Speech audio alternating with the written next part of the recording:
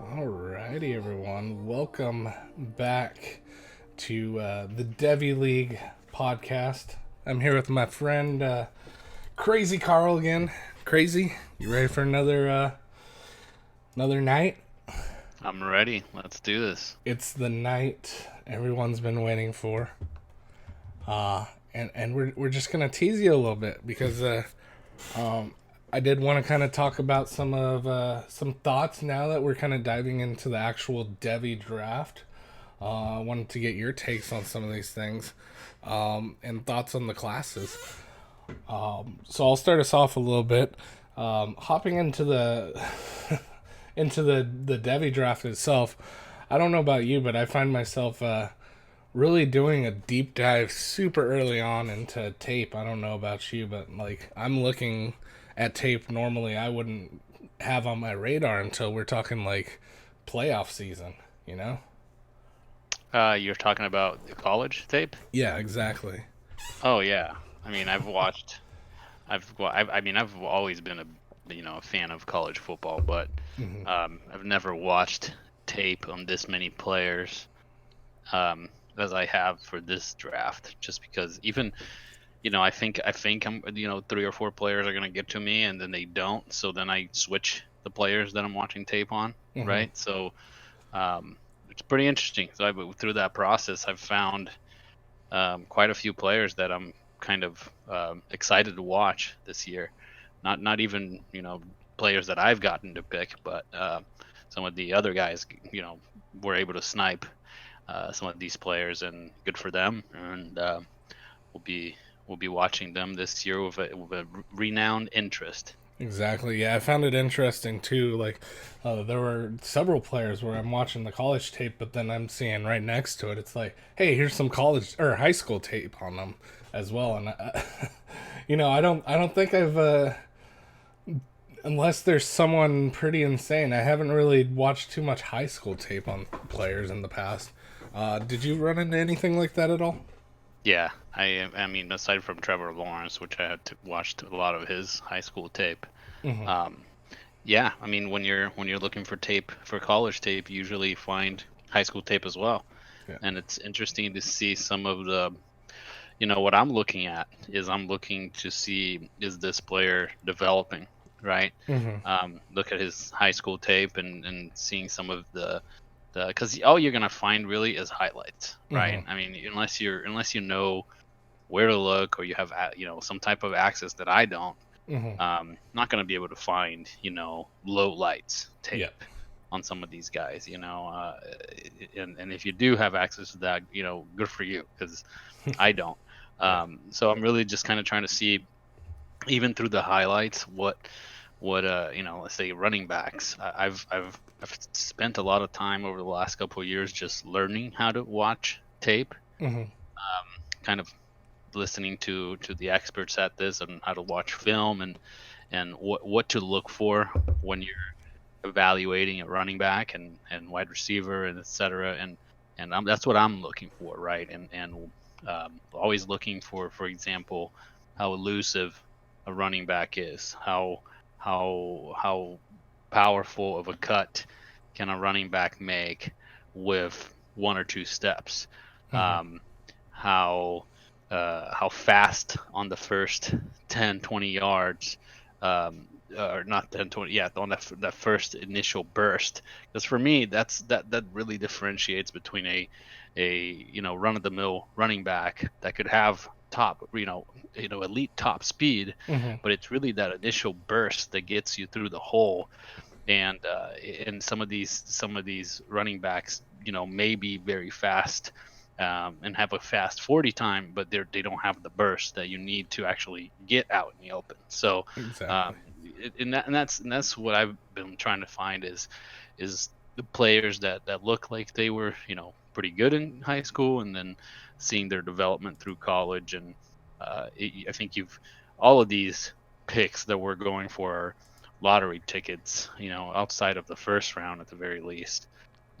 So we're just trying to make sure that they hit. There's no way to make sure, but at the very least, looking for some of these players that are developing and are getting better over the years Hmm. is a good way to just sort of try to predict. At least that's how I see it. It's a good way to try to predict whether or not they're going to be, somebody who gets drafted on the first couple, first 2 days of the NFL draft when they're eligible, Hmm. and that's what you're looking for. I mean, I'm just looking for somebody who's going to be drafted in that, day one or day two, hopefully. Hmm. So Yeah, and I think one thing that I've really kind of started honing in on, especially with a lot of these running backs, is you talk about that burst, but also, whether they have those, if they can kick it up a gear once they start getting going, if they can move in a second and third gear and pumping away once they break free. And so that's an interesting one. And then also kind of, watching and see who has good hands, who's a little shaky in their catches and whatnot. And it's interesting. You can there's a lot of good tape out there and a lot of bad tape. yeah, I've definitely found some players that I've decided to not to target based on that as well, right? I mean, there's a couple of running backs that um, I see other guys are really hot on that I've decided I don't really want to touch because we are a full PPR league, and as Hmm. you said, I noticed some not so stellar hands, for example, and I'd rather go for maybe somebody who's considered a lesser value right now as a Hmm. Devy pick, but who I consider to be somebody who can at the very least catch some balls and have that extra you know level that you need, and especially in this day and age of the NFL. Exactly. Yeah. There's been a few tapes where I'm just like, okay, I'm waiting to see the running back, like, get a few passes, get a few catches, and I go through the entire tape and not a single one is going down. It's like, okay, what's the deal here? Um, Right. but then I get others that I'm just like, okay, I'm seeing it right away, and I'm seeing it really smoothly happen, and Yeah. so it's interesting. I think that's a pretty Yeah. good tell. Yeah, it's just, I mean, for example, a difference between um, somebody who's considered. I mean, I'm not gonna pick somebody who I picked because I just seem like I'm favoring my guy. But for Hmm. example, like one of your picks, Chuba Hubbard, Hmm. um, who's clearly somebody who has good hands and can only probably continue to develop well. Had, I believe, 22 catches um, in his sophomore year, Hmm. and comparing him to somebody like AJ Dillon, who's a known commodity and Hmm. has all these yards. I think the guy has like 2,700 yards, but does very little in the reception game. I Right. think So Jonathan Taylor, if I'm not mistaken, is right there too as well, right? I can't recall seeing a lot of receiving yards for him. I mean, I could be wrong here, but no, you're right. I mean, the guy, and considering he has the most, I think he has the most yards of all of these running backs that are hmm. being picked right now. I believe he has like over 4,000 yards, Hmm. which is insane, right? Yeah. But 16 receptions. It's like what? So that makes it tough for me to sort of. I mean, obviously Jonathan Taylor is a stud, right? So I'm Hmm. not gonna nobody. I'm not here to talk about try to diss the guy who's probably the number three running back in this uh, Exactly. draft. But it's just something you got to keep in mind when, at least I'm keeping in mind when looking at this tape. Hmm. Like J.K. Dobbins, for example, Hmm. tons of catches, Yeah. right? So whoever nabbed him, who was it that nabbed him? It was um, Let me see here.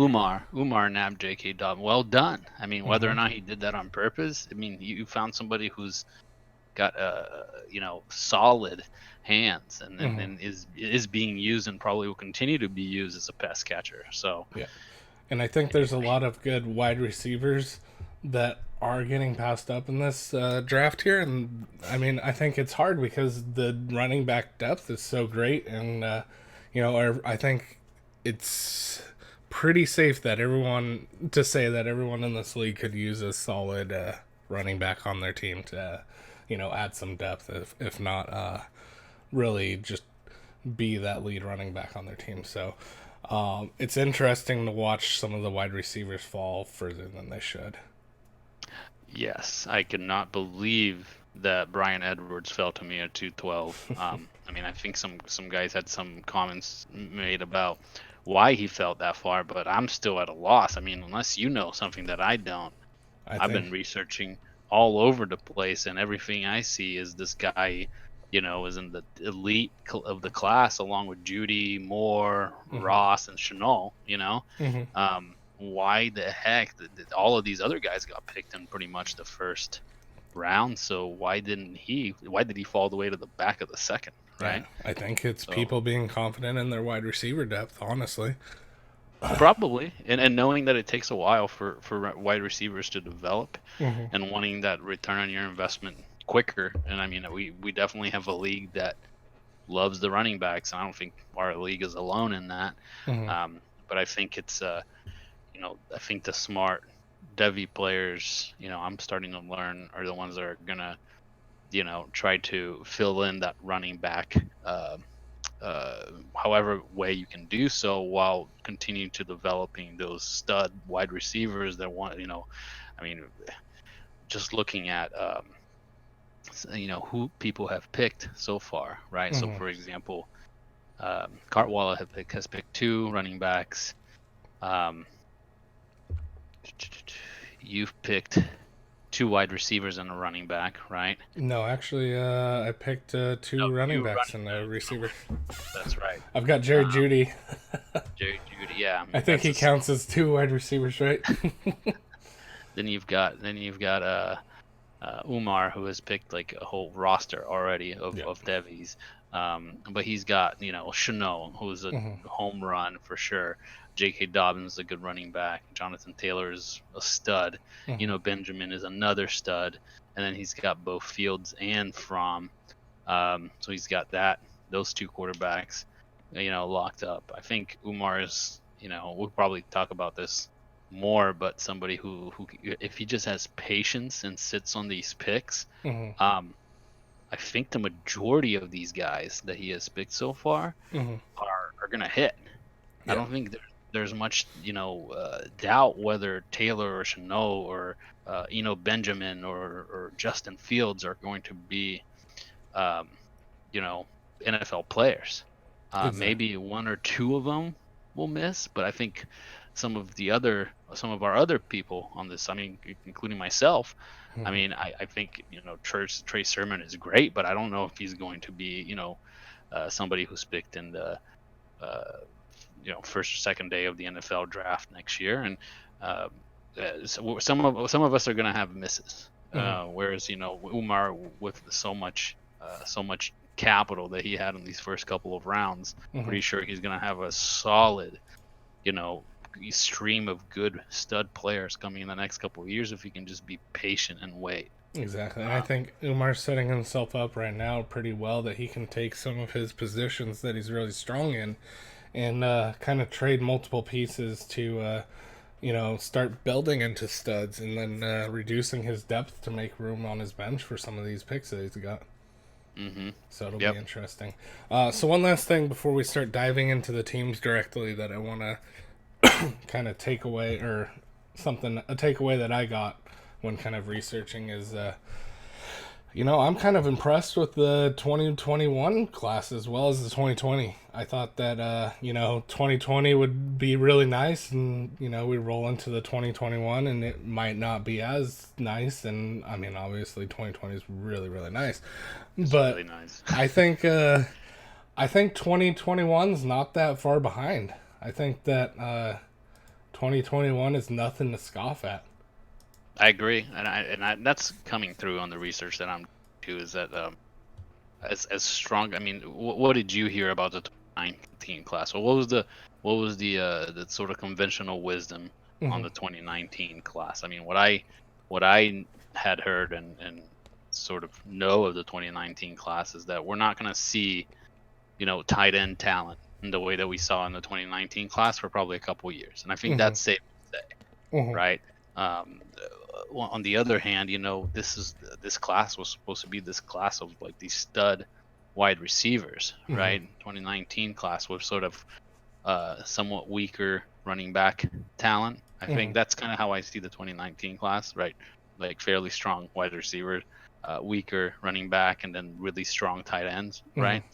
Um, and you look at this 2020 and 2021 class, and you just see it just as many Mm-hmm. stud wide receivers in these two classes, and even better running backs, Yeah. right? So if you're set up on quarterback and tight end, um, I mean, I would just be targeting the hell out of running back and wide receiver position in this draft and next year's draft. Yeah. So Yeah. I mean, if you set yourself up really nice and running backs, and we'll kind of talk about it a little bit. Yeah, definitely.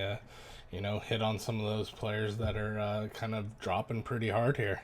I think not to give away some of the trade secrets there, but there's quite a few that I've got my eye on that, you know, if I actually wanted to make a trade, which, I'm almost to the point where I can say I've made it through the draft without making a trade. it's Um, unbelievable. Well done.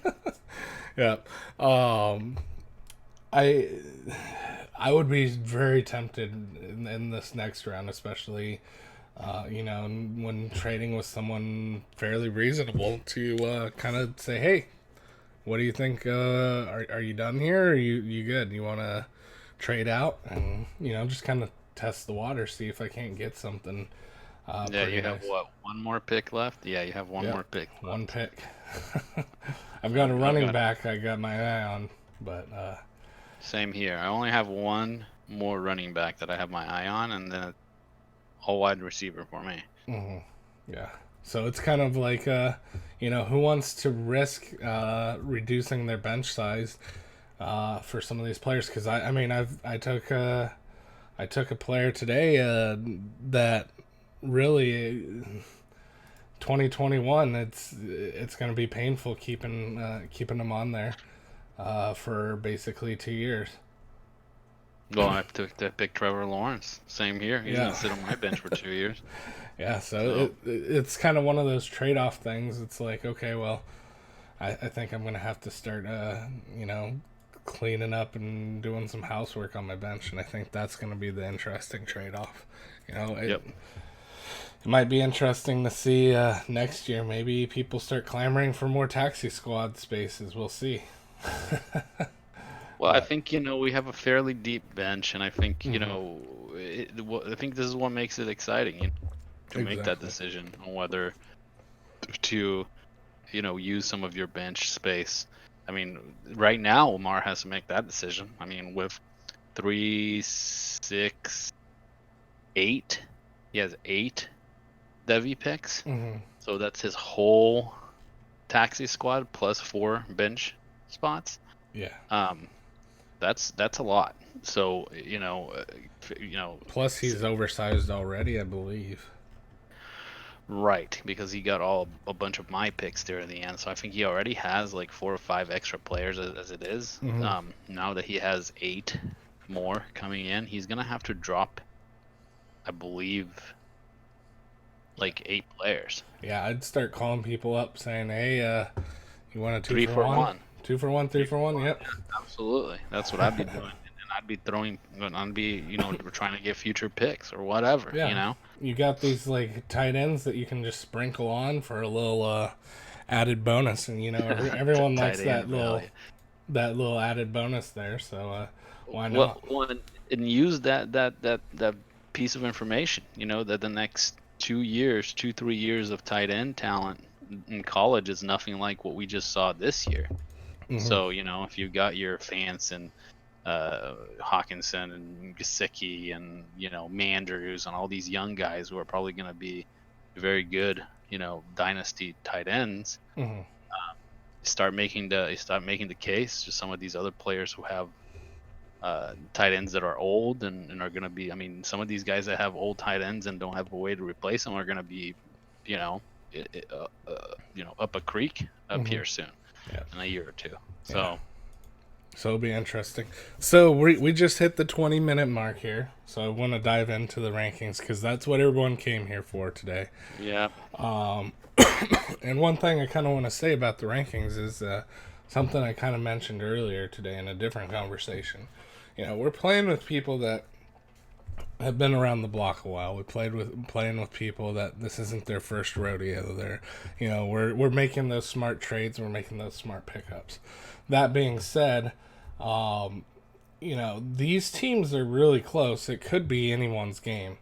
It's a very tight pack. There are some holes in pretty much every team that could be filled. So these rankings could flip-flop for a lot of people. It'll be interesting to see, kind of what the other podcast says about the rankings, see if we're even close. But nonetheless, we're gonna try to tackle it and see, give our thoughts on it, and see maybe how we can tweak and how we can improve teams. So really quick, because I want the listeners to also know I haven't ranked these teams, right? Mm-hmm. So Hippo has and I have not. So Hippo, maybe what we'll do is I will read the team, and then you tell me where you have them ranked. I'll have you guess. How's that sound? So I will. Okay, sounds good. So I'll read the team. So first, you tell me which team we want to do. So we're gonna start with. I've got a list here. Let's start with Umar, NFL's finest. All right. So NFL's finest. We've got Umar has quarterback Aaron Rodgers and Josh Allen, Josh Jacobs, David Montgomery, AJ Green, Sammy Watkins, OJ Howard, Sony Michel, Mark Ingram, with key depth pieces being Ben Roethlisberger, James White, Jordan Howard. Sorry, what did you say? Latavius Murray. Right, because of that trade, Latavius Murray, and I believe that's it. Ben Roethlisberger, James White, Latavius Murray, Jordan Howard. I mean, just from reading these depth pieces, the thing that jumps out to me right now is, good Lord, this guy needs wide receivers, right? I mean, when your wide receiver 2 is somebody who's depending on Tyreek Hill being suspended for a long time, and it's really not looking like that's going to be the case. Yeah. The reports were 4 weeks today. Right. I mean, honestly, I think that's just PR crap. They're trying to see what people say. Well, I think it's going to be longer than that, but at the end of the day, he doubled up. He not only went with Sammy Watkins, but he also picked Mecole Hardman. That's the Tyreek Hill coming back soon hurts him double on that one, right? Yep. So I see he has major depth in running backs and struggling, significantly on the wide receiver front. If I had to guess here, I would say that you have them 8th. All right. So I have him ranked 2nd. And the reason I have him ranked 2nd is I think that he has a good potential to win now. The Tyreek Hill news definitely does hurt him. But I think he can plug in some other pieces there that weren't mentioned. I believe that he could potentially ride Geronimo Allison through the season, as well as, potentially, if he needs to, I think Sammy Watkins is still going to be a good, valuable piece. But I think that he could play off of some of this other, the Danny Amendola, because there is that gap that Golden Tate left. Or potentially Mecole still has a role on the team. So I think that he still has that potential to be that solid person. And it'll be interesting to kind of see. He's got those depth pieces, so I definitely would like to see him kind of trade some of those tight ends. But he has some of those win now pieces as well. I really like the youth for Josh Jacobs and David Montgomery. I think that's what's his running backs are what's going to really carry him far. Hmm. Well, we're just on this one definitely on a different page here, because I think unless he does something, I mean, he has plenty of time to make Hmm. something happen on this wide receiver front. Um, I'm just gonna on this one disagree, because you're essentially, Miko Hardman is a freshman wide receiver. Exactly. They rarely ever do anything. Um, at most, you'd be happy if he held wide receiver 3 value, in Hmm. my opinion. Yeah. Um, I do think James White is somebody that he can plug and play along with Mark Ingram and Davis Murray. Hmm. So I think he's again set on that whole, running back front, and he could probably just run with running backs all in his flex. Hmm. So, speaking of trades, suggestions or some kind of uh, ideas for him, I would definitely be looking to, especially with his depth in the bench as well. I'd definitely Hmm. be looking to do 2 3 for 1 deals for some studs here. Um, I'd be looking to definitely move some running backs, Hmm. and perhaps a wide receiver thrown into it Yeah. to sort of make up for it for the other side.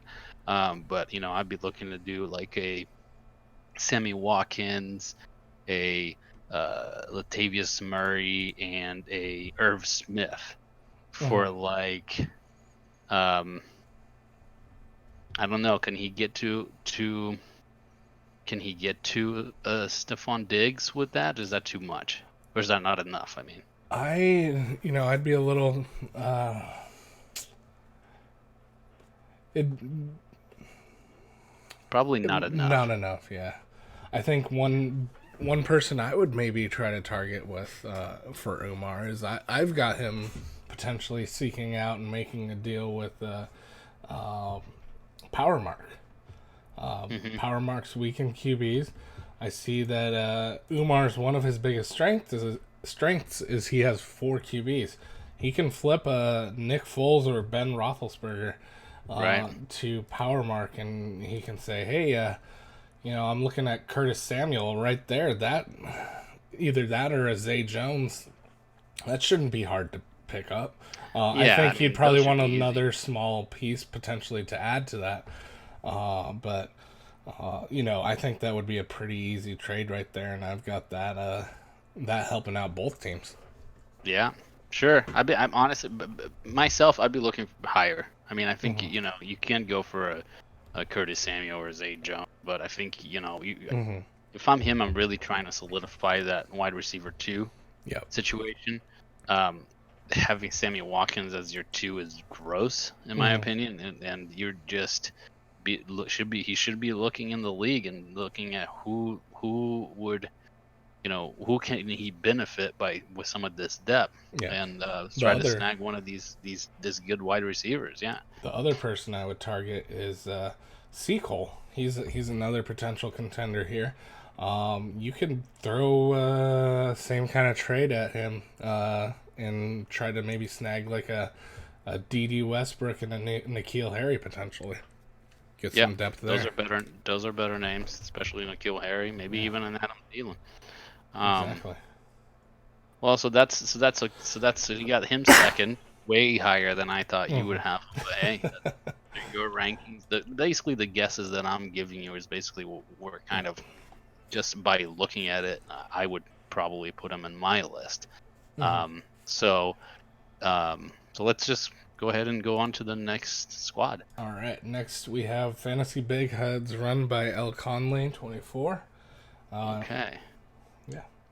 Here we have quarterbacks Deshaun Watson and Kyler Murray, Aaron Jones, Devonta Freeman, Michael Thomas, Tyler Boyd, Mike Gesicki, Rashad Penny, Christian Kirk with depth pieces, Dante Pettis, Cortland Sutton, Robbie Anderson, Curtis Samuel, and yeah, that's those are the major depth pieces right there. I have him higher. I definitely would have him higher than in my opinion, I would have El Conley probably about 4th or 5th. Mm-hmm. I have him at 7th, and the reason I have him at 7th is that big question mark with both Devonta Freeman and Aaron Jones coming off of his injury as well. He also has Rashad Penny, who still hasn't won his position.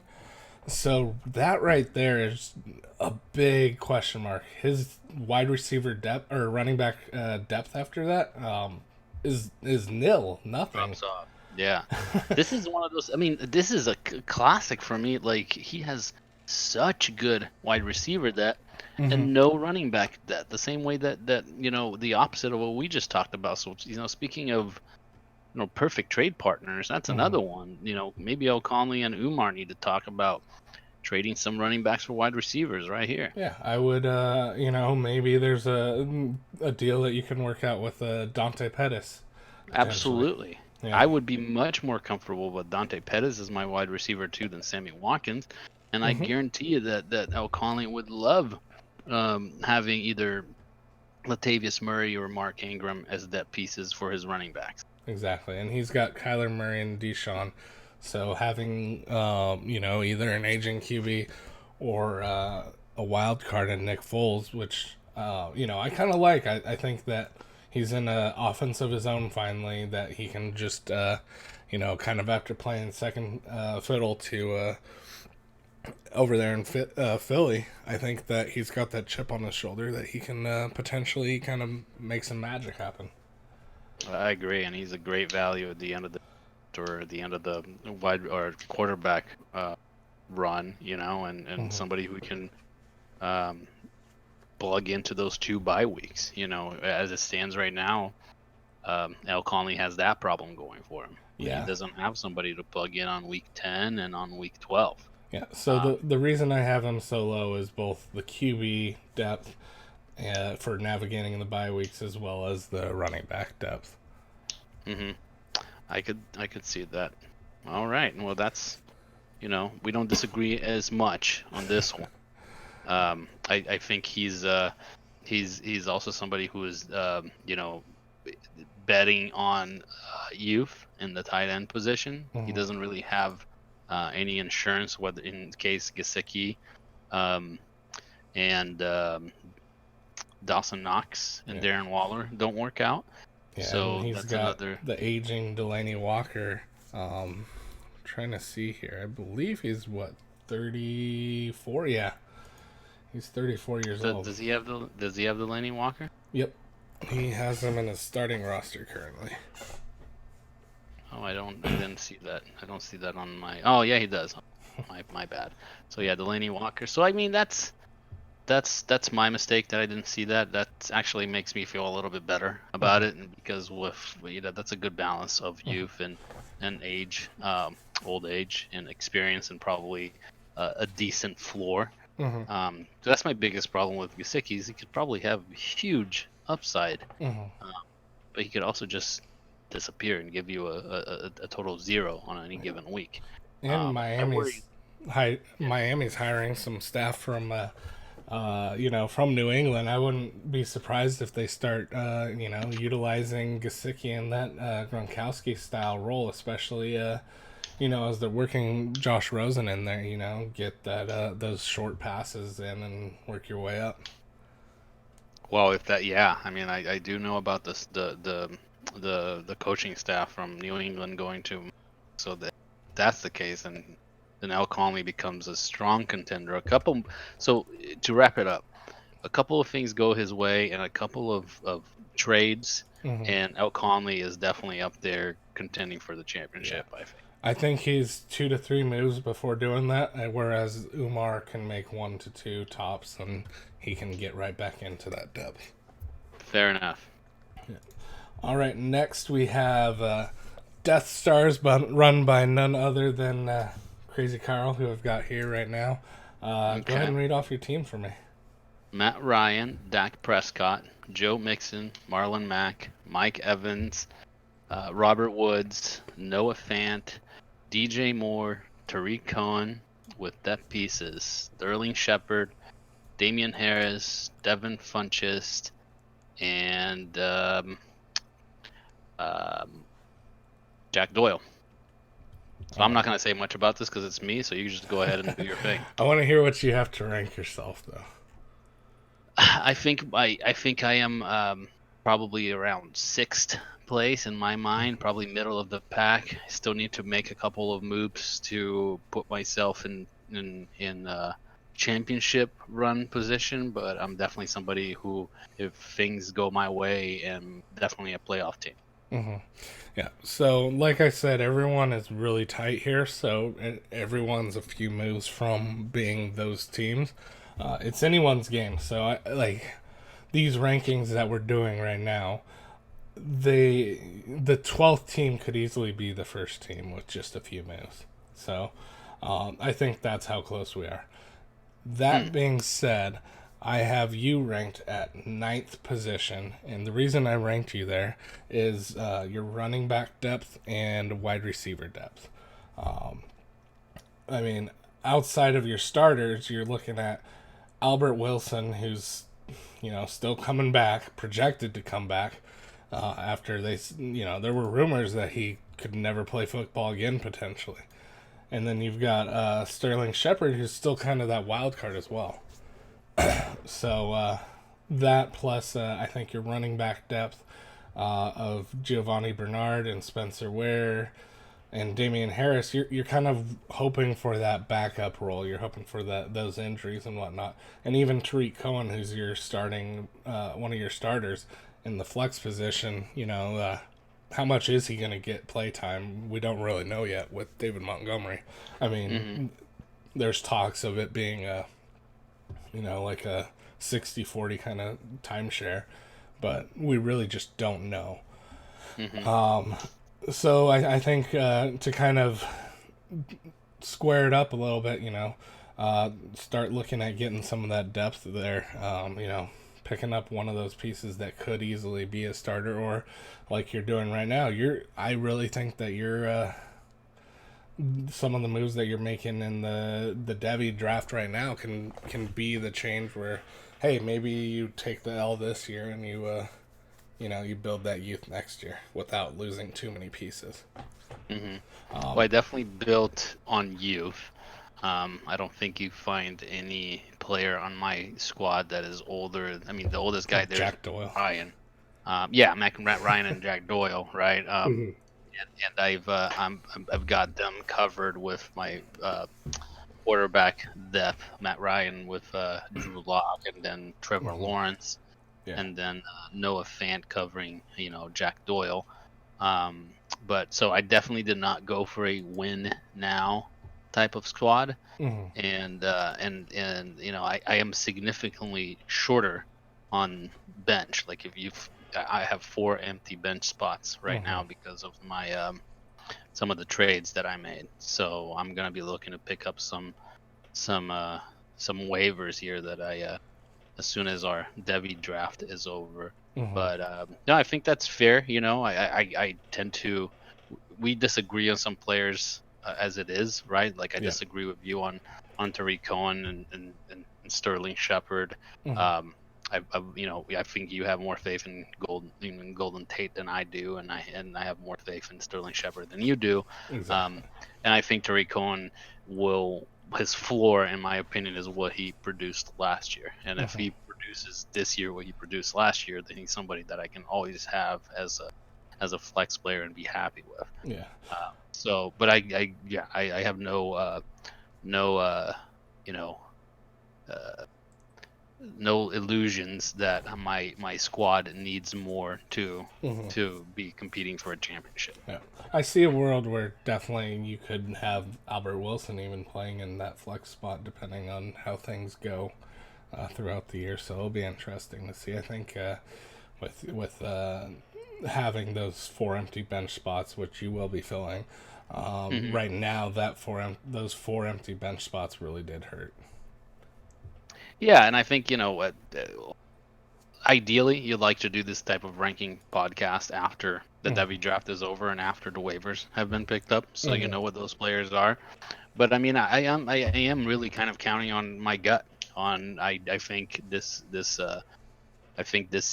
year Damian Harris is going to step up a lot in the New England backfield. I do think Devin Funches is going to have a significant role in that in the Colts offense, which I believe to be, top 3, if not the top offense of the NFL this year. So if these things work out for me, then I need to do very little. Definitely. These guys are guys that I can plug into my flex and run away with it, right? So, but no, I totally understand your ranking and won't fight you on it or anything like that. And I'm happy with my squad and with the understanding that I need to make some moves. So Definitely. And yeah, I think it's such a tight pack. I mean, I think if we talk to everyone in the league right now, I bet everyone's probably near the top of their other leagues that they're in already. Like I was mentioning at the beginning of the podcast, I think we all come from very competitive places, and we're probably all, tops or near the tops of our local leagues and whatnot. So I think that competitiveness shows, and I think the lack of depth on everybody's teams, and that there's not a clear just destroy every other team feeling. I think that really shows right there. well, I do have, I think, 2 teams here that I believe are a level up, but I'll let you give me your thoughts on those as we go, and I won't spoil it. Alrighty. Well, I said I have NFL's finest at number 2, so I'm probably already wrong there on that one, on one of them at least. But next we have Theo James, and you want to go over that one? Yes. Let's go with Theo James, who has Jameis Winston and Phillip Rivers as his quarterbacks, Dalvin Cook, Kerryon Johnson, OBJ, Amari Cooper, Dallas Goedert, Mike Williams, Royce Freeman, with depth pieces, Derek Carr, Kalen Ballage, Benny Snell, Justin Jackson, and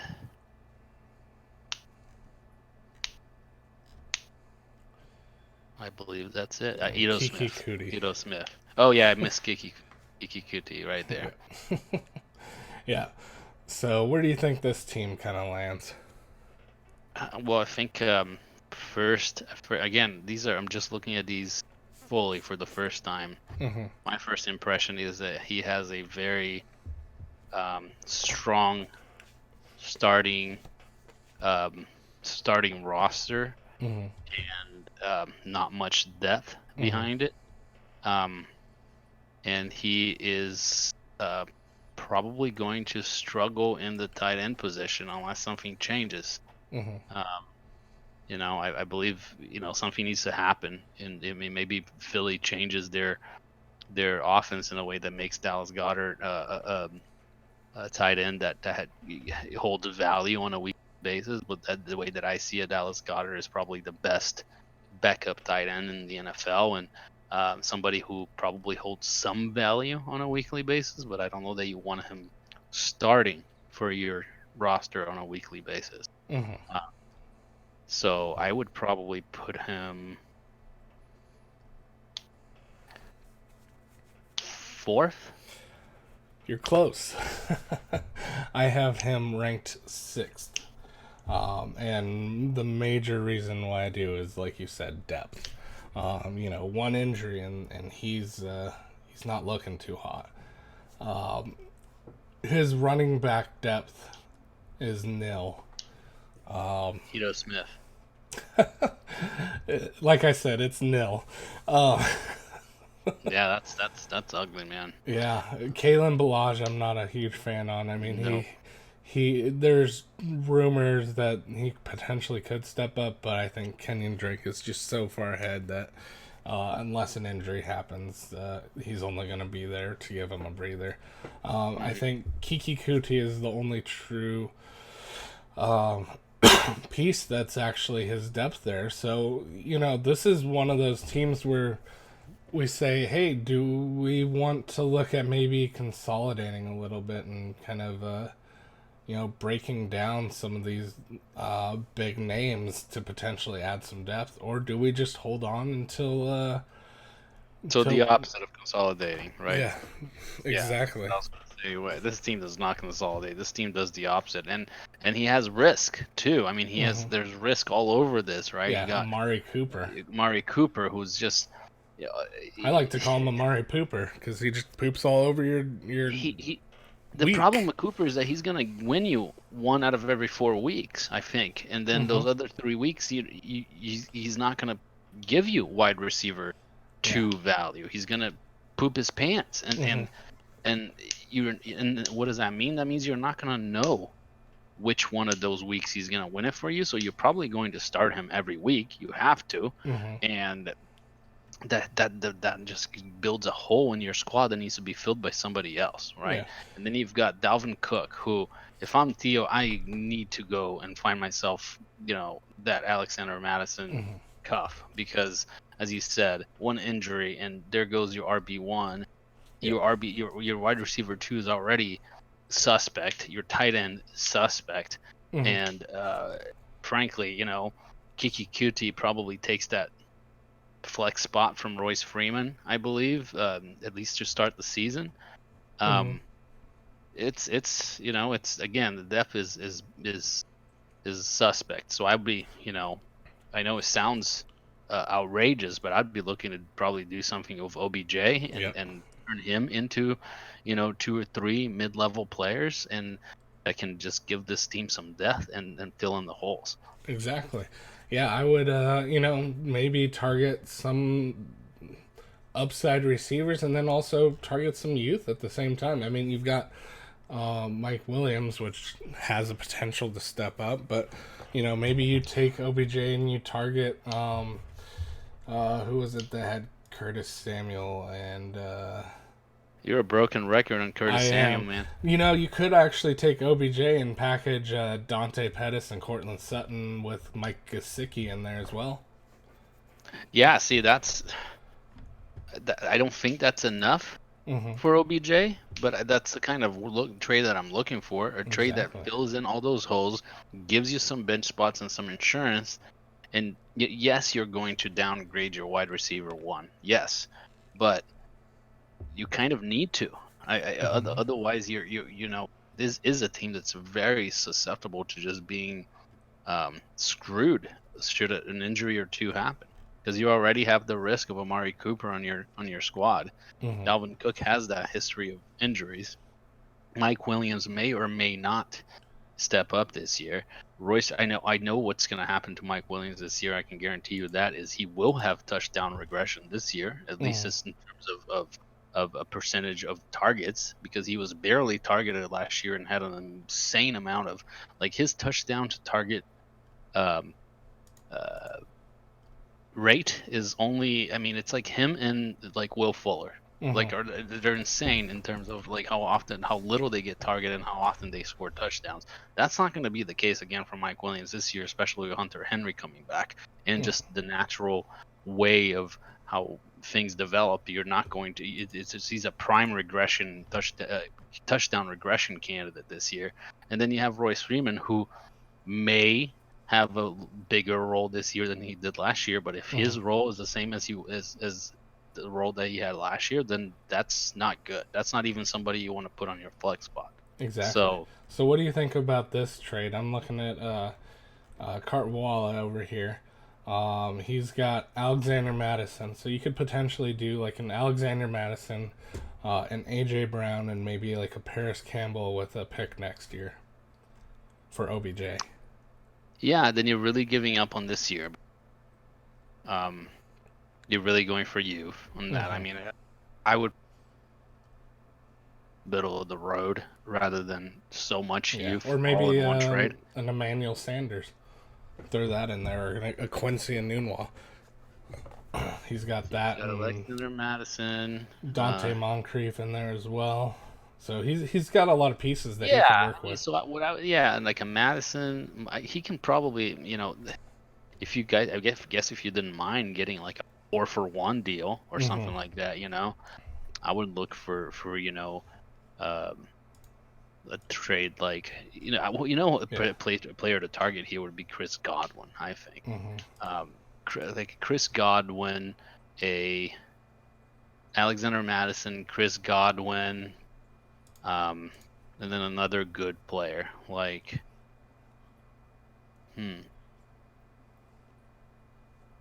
maybe even the Kenyon Drake. Because you really need a lot to get to an OBJ trade, and even then with those players, I still think you need to throw in like a pick or two, because of the insane value that OBJ holds. And then you got to get it to a point where Carwalla thinks it's a good deal for him too. Exactly. I think you're right. That's the type of trade that I would be looking for. Yeah, but he long story short, definitely got to work on depth there, and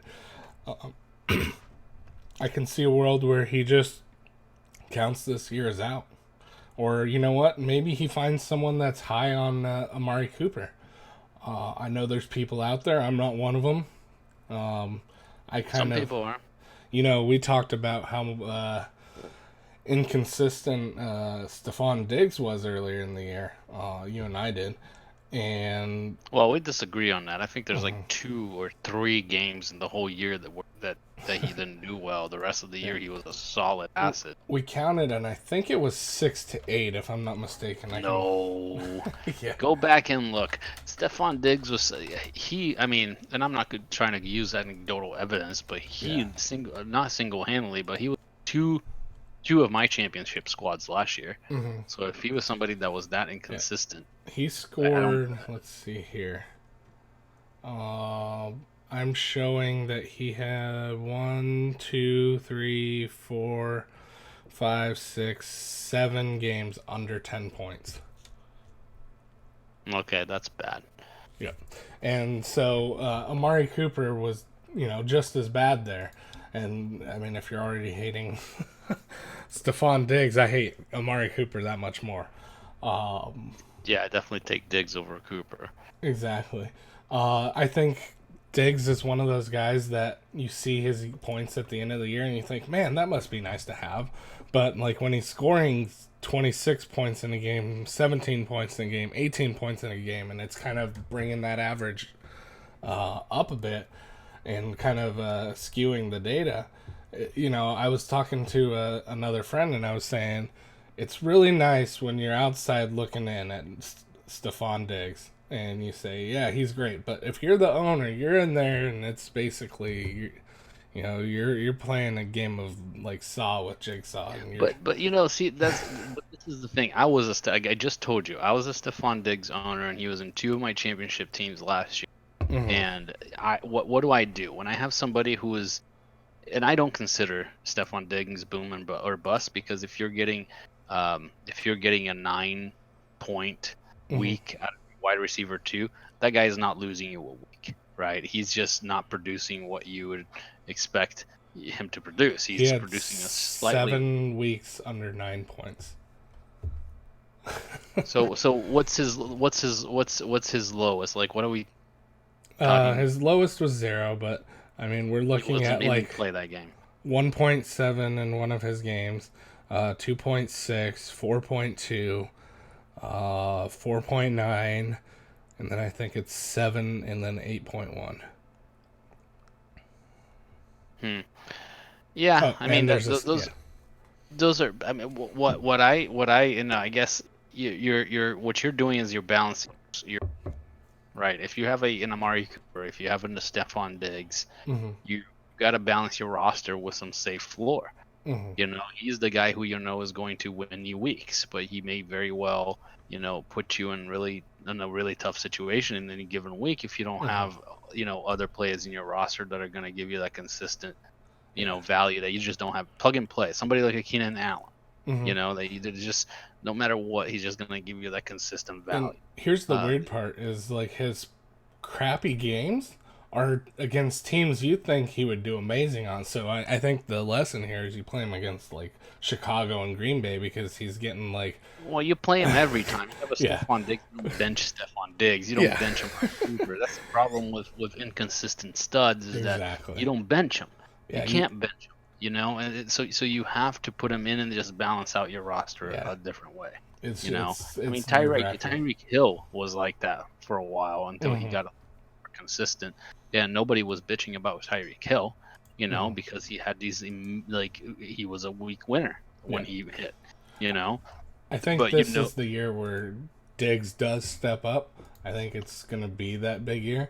I'm hoping that Amari Cooper does the kind of same thing. Hey, it's time to grow up. You're on a new team. Figure yourself out. He's yeah, 25 years old, so he's not. they're both young, man. It's Yeah. crazy. So I think this is the potential year where they just kind of find themselves. They kind of find their own stride. They make themselves, but this is also the potential where they start falling apart. This could be I where the wheels I, fall off for I Amari see Cooper. I see a much more likely of that happening. First of all, I don't see it happening, but I see a much more likely of Amari Cooper than Stephon Diggs. I just think Exactly. they're both super talented players. They're just, if anything, it's either gameplay, something about the way the game developed. That they decided, in a lot of those games that Diggs didn't do a lot. It was one of the, is that run of games that Adam Thielen went like 9 games in a row where he had 100-yard plus, Hmm. right? And Kirk Cousins was just feeding Adam Thielen the ball, and for Amari Cooper, just a lot was happening there, right, between moving teams, and I think there's something in Hmm. Amari Cooper's head that gets in the way of his talent. Hmm. But anyway, we can go on forever just about players like this, and Exactly. we got a short limited time. So who's the next guy? All right. Next we have B Mill 93. All right, so B Mill, I'm gonna do this. I'm gonna read you this roster, comment, and then I'm gonna go keep talking. All right. I'm gonna be able to hear you and talk, but I won't be able to look at my screen. Matthew Stafford and Marcus Mariota as his quarterbacks. Blah. Alvin Kamara, Derrick Henry, DeAndre Hopkins, Allen Robinson, George Kittle, Zach Ertz, Chris Carson, with depth pieces Devin Singletary, Deonta Foreman, Andy Isabella, Vance McDonald, Jamison Crowder. That's it. Yeah. This guy needs quarterback help, man. All Yeah. right, you Where do do your you thing. where do you see him at right now? Oh yeah, right. 7th. I've got him 11th. Okay. I've got him 11th because, like you said, that QB situation, it's not great, and his QB bench is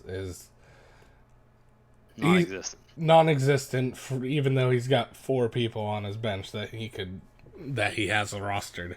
Uh, Mm-hmm. it's gross. I think the shining pieces on his bench right now are Peyton Barber and Donta Foreman.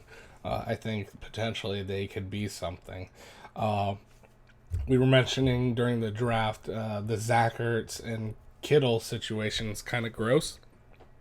Yes. If they both hit their strides like last year and they actually do good, I think that's going to be his saving grace right there. I don't like it, but I don't think he should start the season with both of those guys in his roster. I don't either. I think that he should bench one and he should sell some pieces. Donta Foreman is a fun one to dangle out in front of someone that's looking to add some running back depth, but maybe doesn't need a piece right away to get going. That could be a fun one where he can get some pieces back. Something. There are plenty of guys out there that are suffering at tight end, and that don't have as strong of running back depth as they should. That you could dangle a deal that includes Zach Ertz and Deonta Foreman and a pick or whatever for a pretty decent quarterback. Yeah. I mean, go to Umar, for example. Well, Umar is not Yeah. somebody you would do that with because he has so many tight ends. But I mean, I'm thinking of like a Ben Roethlisberger that Umar has, right? Mm-hmm. But somebody like a Ben, like a Kirk Cousins, or ideally he could get somebody even better. Mm-hmm. But he really needs to fix his quarterback situation, or not only does that limit him this year, but it limits him like the next 2 or 3 years. Yeah, and so between the QBs, the tight ends, and the question marks with Derrick Henry and his entire running back bench, I can see a world where Devin Singletary slides in potentially, and even then, he's not the clear starter. No one knows with that Well, murky crap. He's not the starter. I mean, Exactly. it's clear to me that he's not the starter. So Exactly. So it's just it's a messy team that I would start selling pieces off and seeing what I can get back. Selling that Zach Ertz and keeping the youth and Kittle would probably be a good idea. But Zach Ertz is still just 28, so he's still got some time in him. So it just kind of depends. I would be trying to keep. I mean, considering that it's going to be I believe that he's going to have to. I believe he's going to have to either get lucky or some things are going to go his way, and right moves are going to have to be made for him to make the playoffs this year. Mm-hmm. I believe you go for youth. So you believe you keep Kittle, Mm-hmm. you sell Zach Ertz, and you package Donta Foreman in it. Yeah. Package a couple of guys and start getting some youth in your team, and maybe get ready for 2020. Yeah. Maybe even see about changing out Derrick Henry. Allen Robinson. I mean, I'd be moving Derrick Henry. I'd be moving Allen Robinson. Guys that I believe have already. Derrick Henry not as much, but Allen Robinson, in my opinion, has hit his peak, and his value will decrease from here. Same with probably Chris Carson. I don't think I believe at the best he's got a 50-50 backfield, and then it goes downhill from there in the next year. So anyway, he not to say that B Mills he's in full rebuild mode or anything like that, but I think he needs to make some moves to create a competitive roster at this point. Yeah. I think he's going to get beat up pretty badly if he doesn't. Mm-hmm.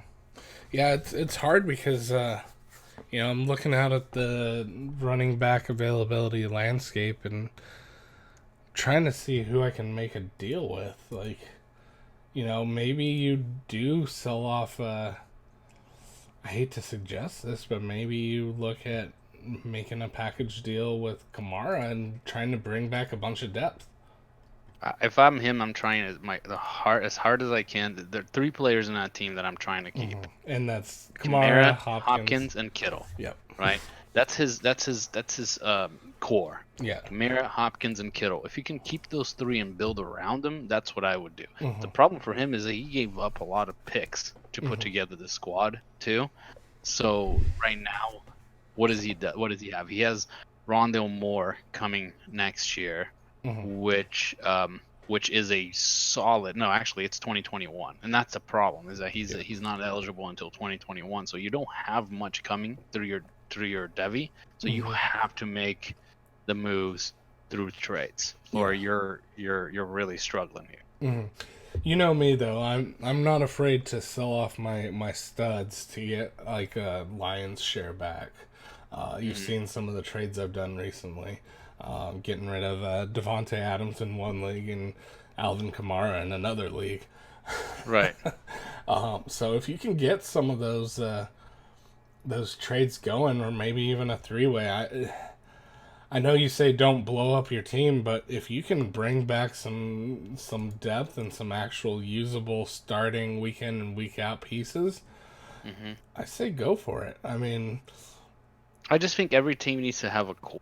And right now his score is he has a core. He has a core of those 3 players. I would love to have a quarterback along with those 3. So if you have a good quarterback and then those 3, that's something you can build a roster around. Yeah. Right? I mean, sure, I'm not going to turn down a good deal if it comes and like somebody puts a unbelievable package for Kamara, then maybe you do it, for I'm not even going to try to guess what that would be, but you're looking at young guys, right? I mean, I think all 3 of those guys are young guys that are studs are going to remain studs, and you have other players in your team that you can sort of wheel and deal, and this is going to take several trades, I Mm-hmm. think, to make this team into Yeah. a and I think he needs to pick, and I think he needs to grab. I mean, I would be talking to Umar, for Mm-hmm. example. I would be looking at some of these Devy picks that Umar has. Mm-hmm. Um, for example, I'd be looking at either Jonathan Taylor or Benjamin. I'd be looking at Chanel and Jake Fromm, Mm-hmm.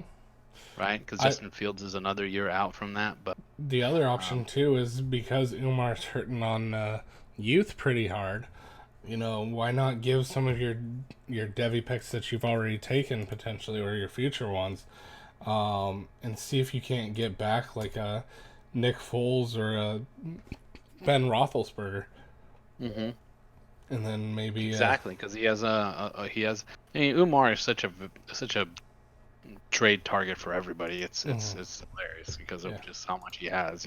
Yeah, I do So like that B-Mail's not going to be hurt if he does sell off Zach Ertz. He's got Vance McDonald as well. definitely. So do that. Honestly, I'm looking at the rest of his tight ends.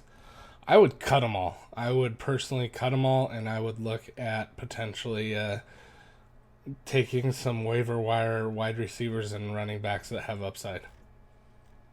Um, I mean, yeah, I mean, with Kittle and Vance, mhm, I would cut one of them. I mean, I would see what you have, and I wouldn't do it now. I would see what you have in both of them, because mhm, there's a world in which Kahali Waring becomes, um, a valuable target in the Houston offense, and I think by now we probably know that Gerald Everett is not somebody who's going to be um, targeted that much in mhm, that Rams offense. So maybe that's the guy.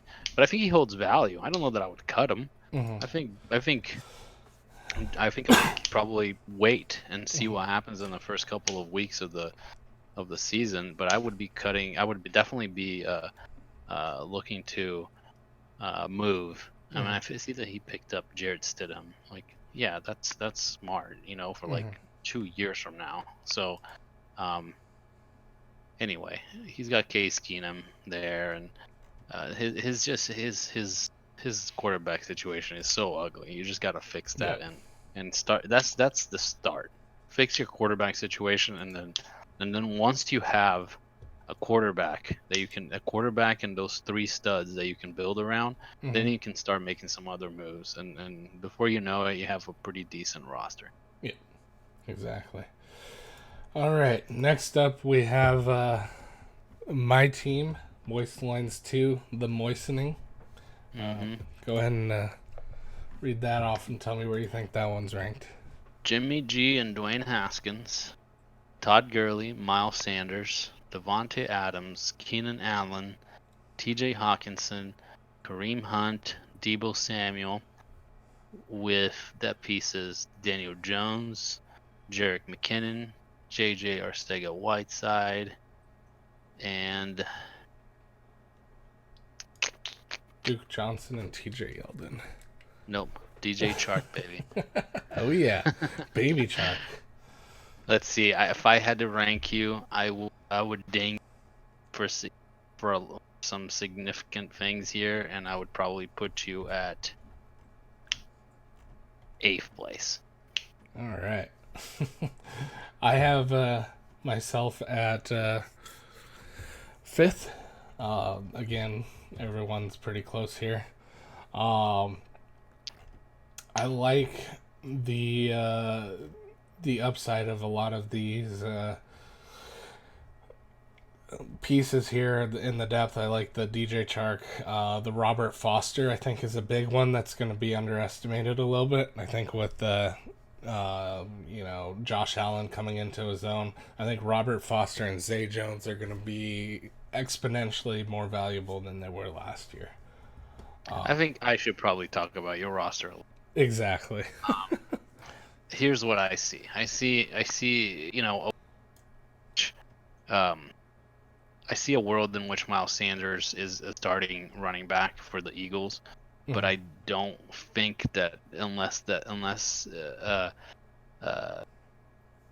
they change the way that their backfield works, that he's gonna be a 3 down back and somebody who's gonna hold RB1 value. I think you're looking at a solid RB2 value probably, which is fine. Mhm. Your wide receivers are great there with Devontae Adams and Keenan Allen. Your tight end situation is um, a bit suspect because you don't know how long it's going to take for Hawkinson to develop. Yep. And behind him, you have just nothing but more youth. Mhm. So you're going to be suffering from the get go. Without some insurance on that tight end position. Kareem Hunt suspended for 8 games, so you really have to, just take him out of that roster for half of the season, and then you're really talking about your depth pieces being like Jerick McKinnon and Duke Johnson. Um, Duke Johnson's gonna lose that role once Kareem Hunt comes back, so you have that kind of tag team there, and who knows what the hell happens in the backfield in Cleveland at that point, right? So Mhm.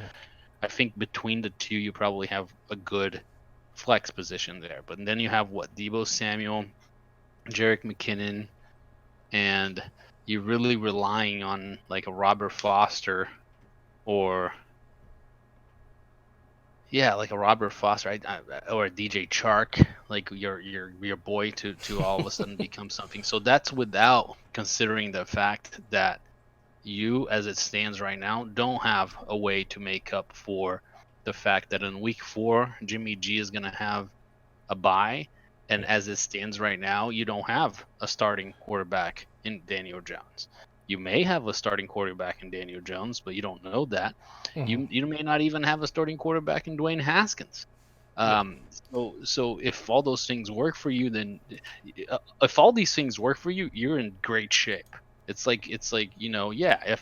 If Dwayne Haskins starts and Daniel Jones starts, your quarterback situation is fixed, no problem, right? Um, if they don't, you're in trouble, right? You're in trouble in week 1. You're in trouble in week 2. You're basically in trouble until Dwayne Haskins starts, and you're basically in trouble until Daniel Jones starts. Yeah. And then before you know it, it's Jimmy G's bye week, week 4, and you don't have somebody to fill in that hole. Exactly. So So it could uh, be a very rocky start. yes, your first half of the season is going to be very touch and go, and it's for that reason that I put you back there in the bottom of the pack. And because even though you didn't make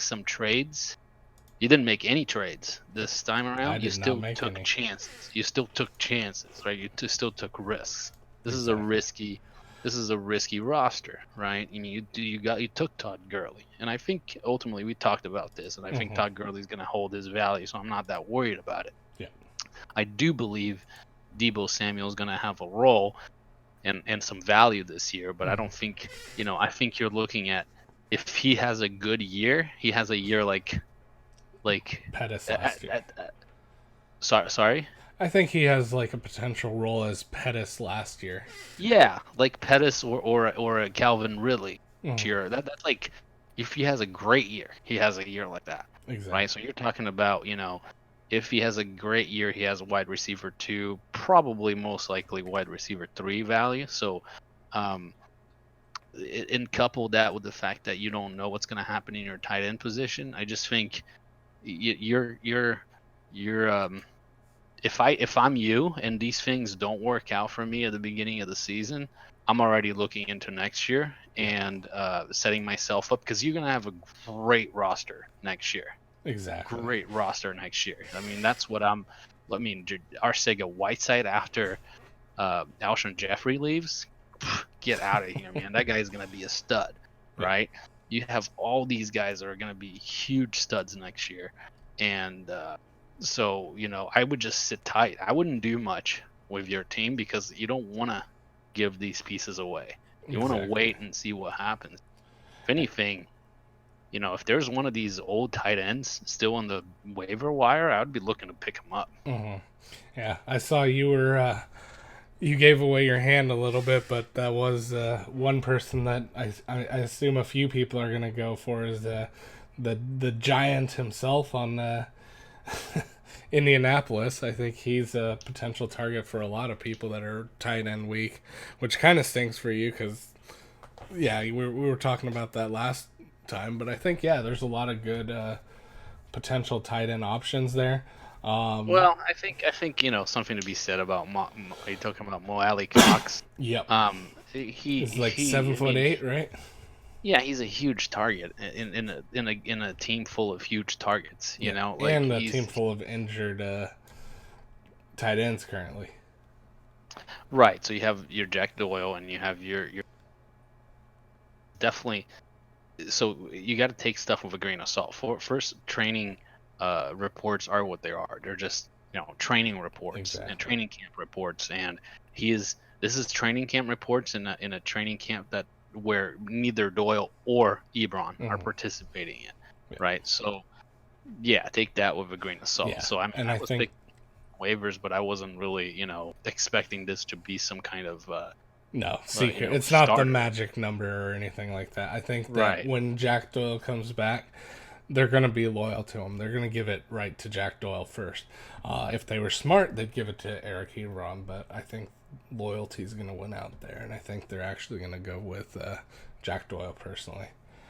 So Um, so that's my take on your team. I mean, I think it's everybody thinks what they think about their own team. exactly. I So think you part go of ahead. my team is definitely like what you said. It's going to be the future building. I think that's going to be the case, and potentially if some of these people that are flashing do show up, and we do get kind of the Calvin Ridley, Dante Pettis kind of vibe from some of them, that can help navigate some of these bye weeks potentially.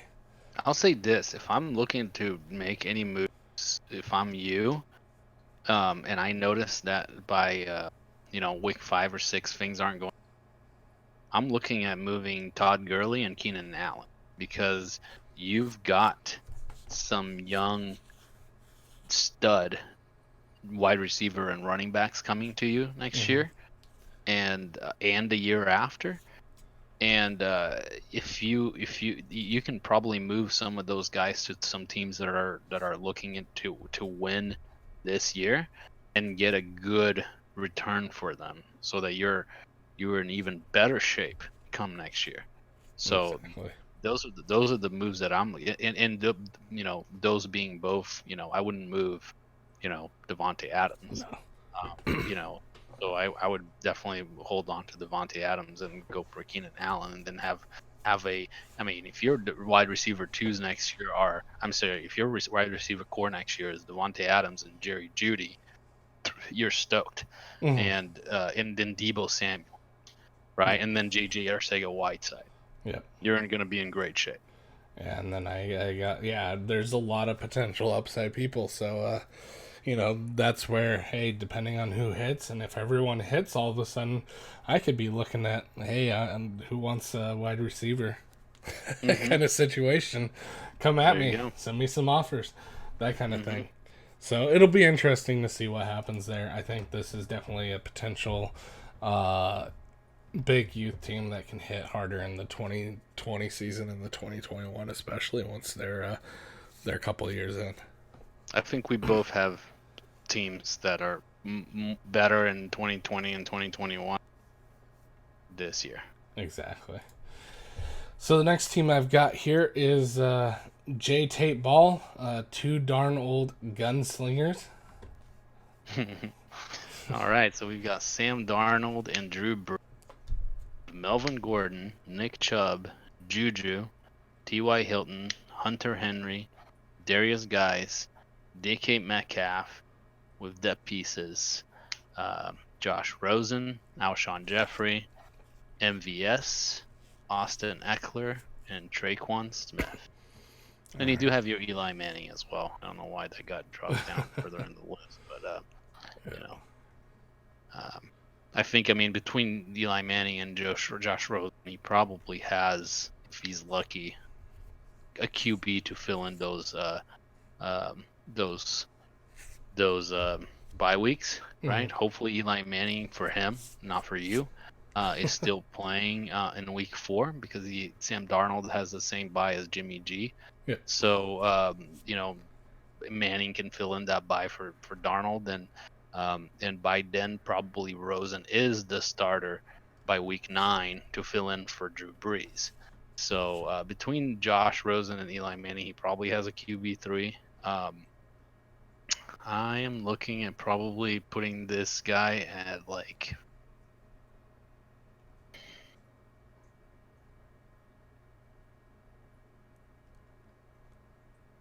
ninth. All right, I've got him sadly in the happy space. He's in 12th right now. The reason I Mm, got him there is just a lot of the depth pieces are very questionable right now for his team. Um, he's got Darius Geis, which we don't even know if he's going to be potentially a starter there. we don't know if he has a knee. Exactly. The Eli Manning's a big question mark. Same thing with my team. Hmm. Is Drew Daniel Jones? Sorry.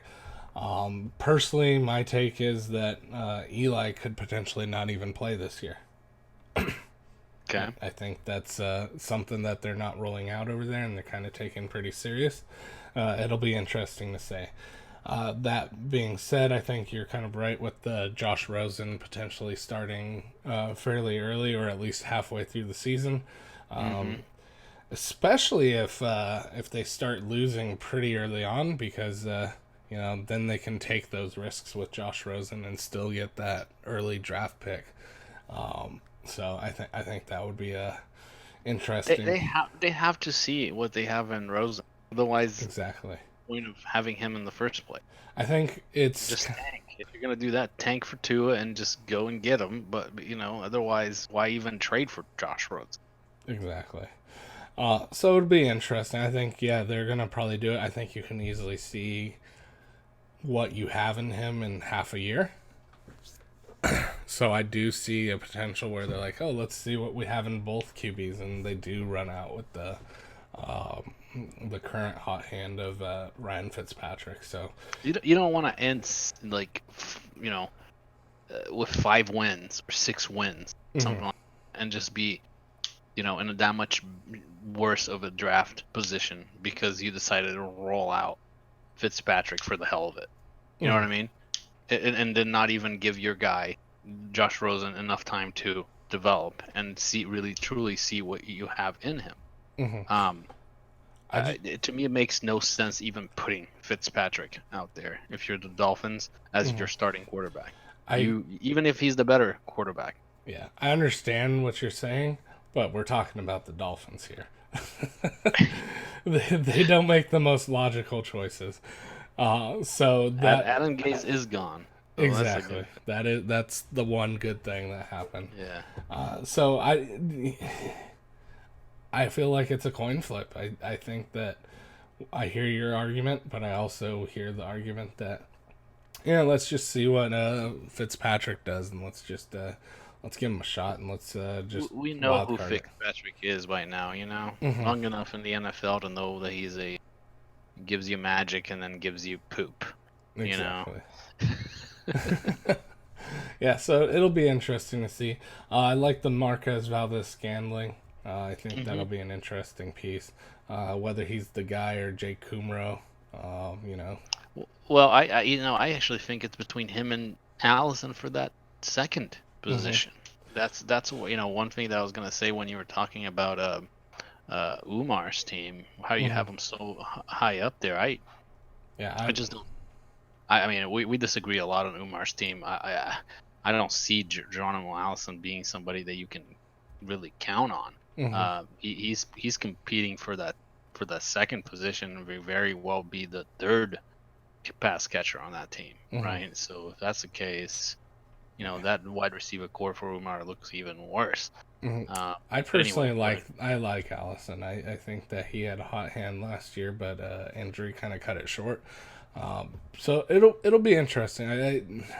I could see both sides, but then I also see the comments that Rogers is making about Jay Kumro. I think that will be interesting. That could be telling. I mean, I see a lot of people, and I hear about a lot of people that are taking those wild shots on him, Yeah. saying, "Hey, if he likes him, he likes him." And you even said it too.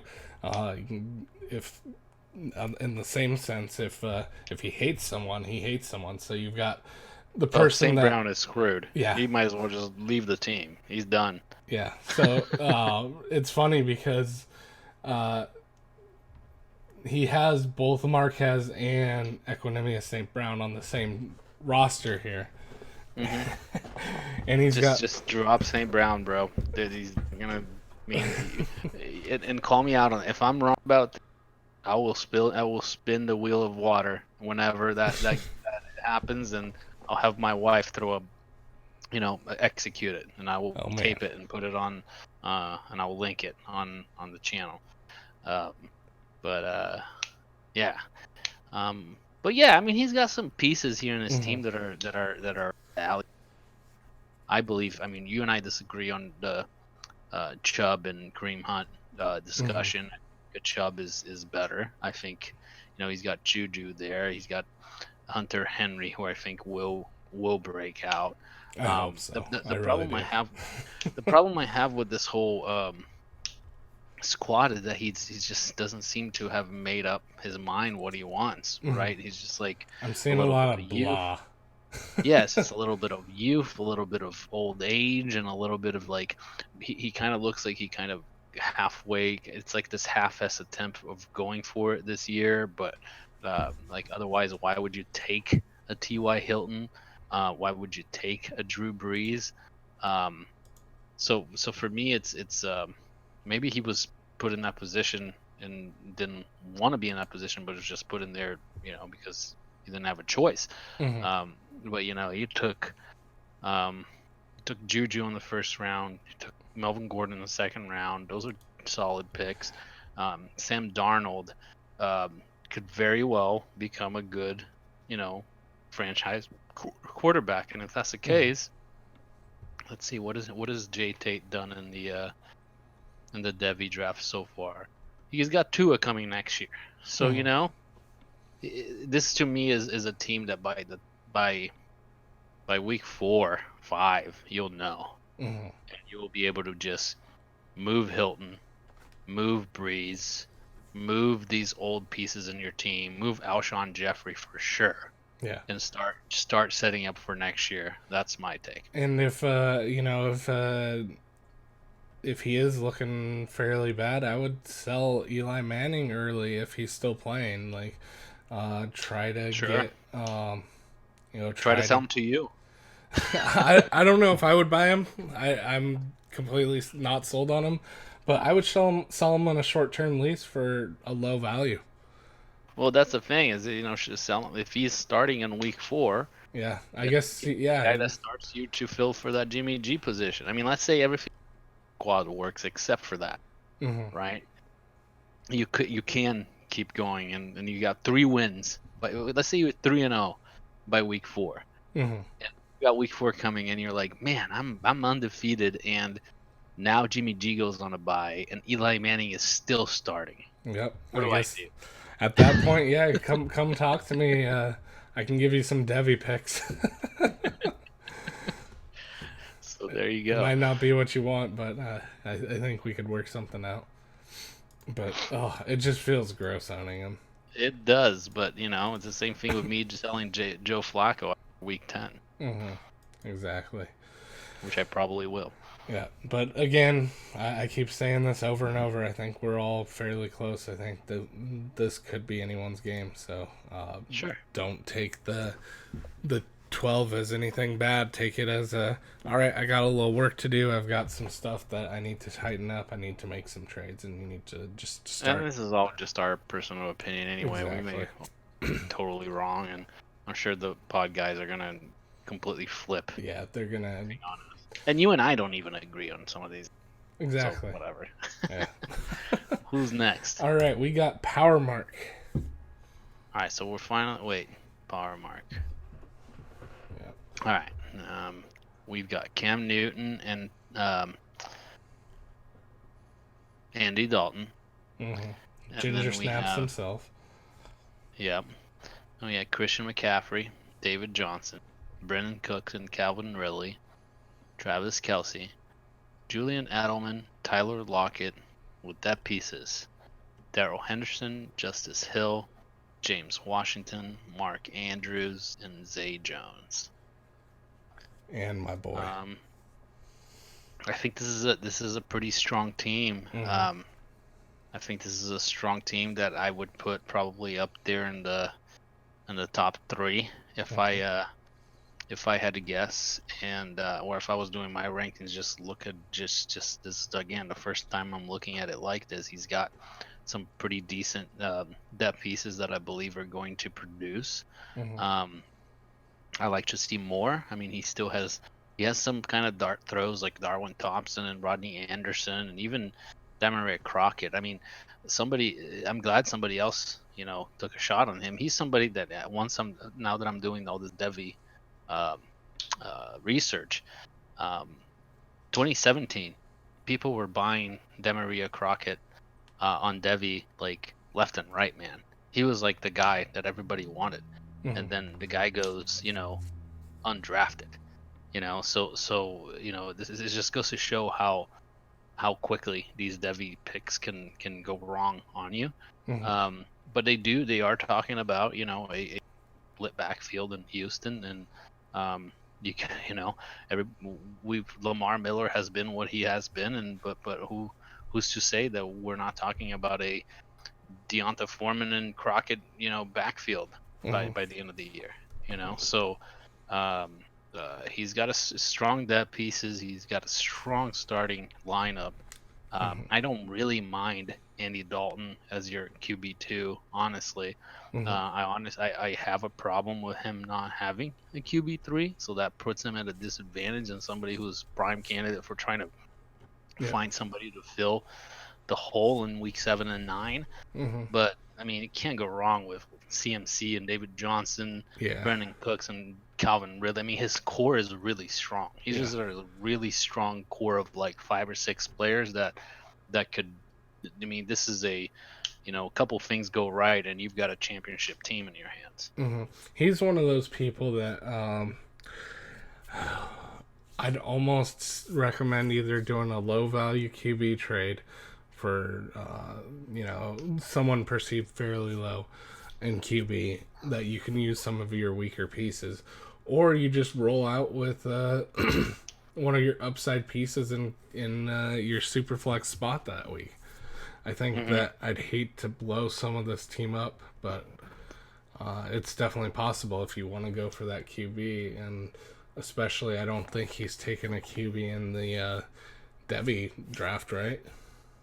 No, right now he gave up a lot of his picks for this roster, so he's right now he only has a wide receiver picked. He does have another pick coming up here after Geising takes his first pick, but there are not many quarterbacks left for him to pick from at this point, at least not that are coming, Yeah. Eligible next year. So maybe you do start spinning those pieces and start targeting someone with the excess QBs. Yeah, Umar or go. I'd be looking at Umar and she wants. Mm-hmm. That's what I'd be doing. You've got plenty of capital here to go get yourself a Nick Foles, and it's not even gross at all. Mm-hmm. I think Nick Foles is a perfect QB3 here. Yeah. You can go the other way and go for a stud QB2 and have Andy Dalton be your QB3. You could do that. Mm-hmm. That's another way to go about it too. And I wouldn't blame him for it either, because that would put him in that much stronger of a position to win his championship. Yeah, exactly. Can you imagine a Cam Newton, Carson Wentz in this roster? Yeah, that'd be pretty gross. it would be nasty. So I'd be talking about this roster being probably the number one if that was the Yeah. case. Oh, did I So say what it was ranked? no, you have not. Oh, oops. Sorry. I have him ranked. You were right on the money. I have him ranked third overall. Oh, nice. We finally agree on something. Yeah. So I think, yeah, he's just got a little bit of tightening to do, and then he can be in the money. Yep. Not much there to much to talk about, really. I mean, Mm-hmm. he's solid draft. He gave up a lot of picks to do it. So, but he has a lot of youth as well. Exactly.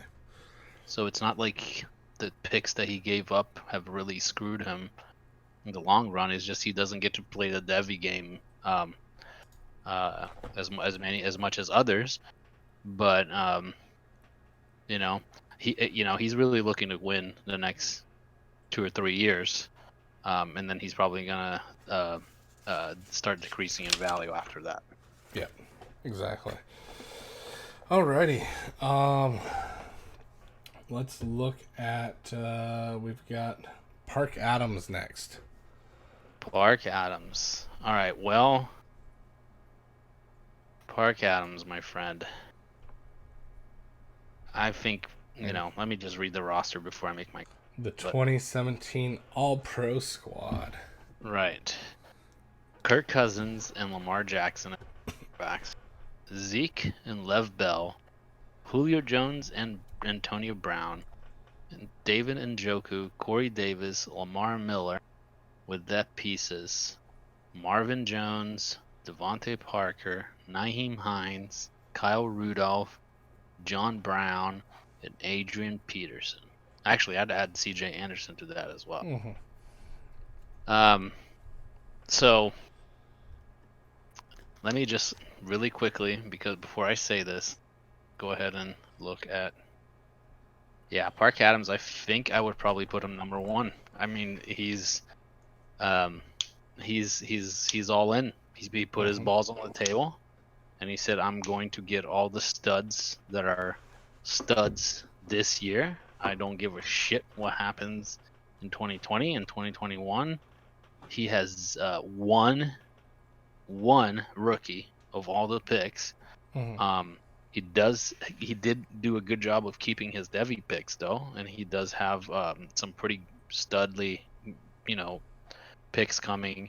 He's got G. Harris, Henry Ruggs, and Kylan Hill coming here in the next couple of years. So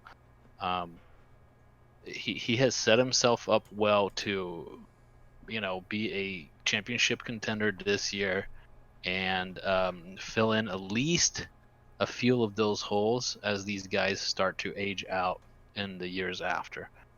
Particularly, Lamar Miller is going to be somebody that he's looking to replace. Now, the obvious spot that I'm looking at fixing here is trying to get some quarterback depth. Yep. I am with Kirk Cousins and Lamar Jackson. That's not gross. That's like borderline to me gross. Mm-hmm. But it's just competent. It's competent quarterbacking. If Kirk Cousins has a better year this year than he did last year, which I expect him to have, I think you've got yourself probably a QB1, if not a high QB2 right there. And Lamar Jackson, it can just be all over the place. That running floor is going to carry him. I don't think that his quarterback talent is going to drag his team down enough for him not to be probably number one in my list. But I did see that he traded Latavius Murray for some of these Devy picks that he got, or at least one of these Devy picks that he got. So he is looking a little bit into kind of balancing that age with new youth, which I Mm-hmm. thought was smart of him to do that, especially with this kind of just strong talent that he already has in his roster. So what do you got to say? All right. So I have him ranked fourth overall. Okay. Um, not too far off of you. I think he's got some questionable pieces, especially when he starts getting into his flex positions. He's also got some potential question marks on Julio Jones. Is he going to be healthy? Antonio Brown, is he going to be a good fit? Le'Veon Bell, what's his story there? Is Adam Gase going to like blackball him? What's the deal there? You've got Kyle Rudolph and David Njoku. Um, these pieces are all potentially great. They all have question marks attached to them. I think Adrian Peterson, I could definitely see him popping into that flex position here and there throughout the year as well. Maybe even the CJ Anderson, like you said, or Elijah McGuire if things go bad for Bell. Just imagine if Corey Davis has a good year, man. Oh, I hope so. guy's stoked. I'm not sold on him still. I mean, even Devontae Parker, I bought in so long ago, and then he's let me down. I hope he's good this year. Of course. There's a lot of good upside. Like you said, QB is his biggest issue, and then hit wide receiver hard, and then also youth, like you mentioned. I think youth is going to be an issue down the road. So it'll be interesting to see, but. Well, I'm really interested who you have as number one then, because I think I know who you're gonna have as number one. I think it's. Well, I don't want to spoil it. we'll get there. I think it's biased. I think it's biased based on your other drafts that I've seen you do, because I think the number one guy that you're gonna pick is somebody who did a lot of the same things that you did in other drafts that I've been with you in. So let's go ahead and go to whoever's next. All right, the next person I have is Seek-Hole17. That's the guy. That's what I'm talking about. So Patrick Mahomes, Saquon Barkley, James Conner, Adam Thielen, N'Keal Harry, Eric Ebron, Damian Williams, Golden Tate, Tom Brady as his QB2. Should have said that sooner. D.D. Westbrook, Hakeem Butler, Jared Cook, Larry Fitzgerald, and Tyrell Williams. And N'Keal Harry. I did say that. Oh, did you? Okay. Yeah. So, so I'm gonna guess that you have him as number one, and I wouldn't. I would have him behind Park Adams, and I would probably have him probably 3 or 4 in my list. And I'm gonna call it because you love your Patrick Mahomes and you love your Saquon Barkley, and if I recall correctly, C. Cole is the guy that made all these first round moves to get these guys, which is what I've seen you do in the past. Tell me that I'm not wrong. I know for a fact I'm not wrong. Tell me I'm wrong. You are not wrong. I do have him first overall. I think he's got the perfect mix of youth and experienced players. I like the fact that he's mixing in the Adam Thielen and Golden Tate to kind of smack it home with his strong RB core.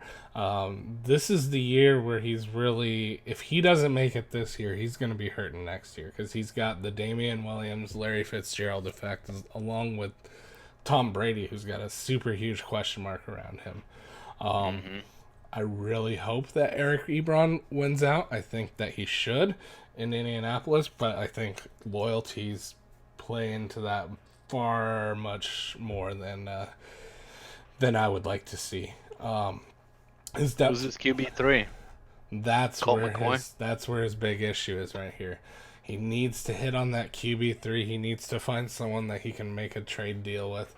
Joe Flacco. Come at me, Sequel. Yep, that's where I would, start making those offers. I think D.D. Westbrook, N'Keal Harry, and Hakeem Butler, they're good options for him potentially this year. I think N'Keal Harry could be a good starting wide receiver 2 to 3 on the Patriots this year. I know that's kind of bold, especially since they have one of the most difficult offenses to learn. But I think N'Keal Harry could be a plug and play right there, especially with his skill and his talent. So I see that as a potential. I think D.D. Westbrook is a good piece there as well. So honestly, I'd be looking at packaging some of these, maybe a Hakeem Butler with um, trying to see who I would package him with. Maybe a Hakeem Butler and a D.D. Westbrook and keep N'Keal Harry. Or if someone wants youth, do a N'Keal Harry Butler combo and try to get a decent QB.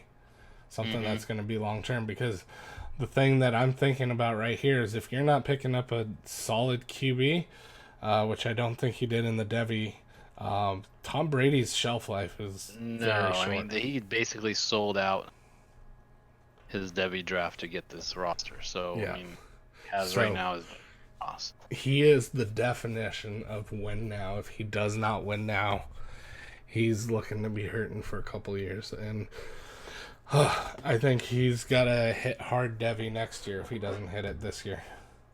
I'd be Yeah, hitting. he's gotta sell. I would Gotta be sell. exclusively hitting 2020 players only if I was him. And it's gonna be a really small window.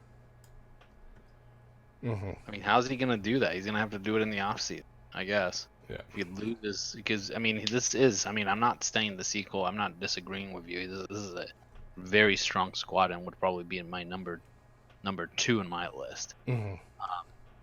So you had Adams at 4, and you had Umar at 2. I mean, that's you're just having Umar at 2. But aside from that, for me,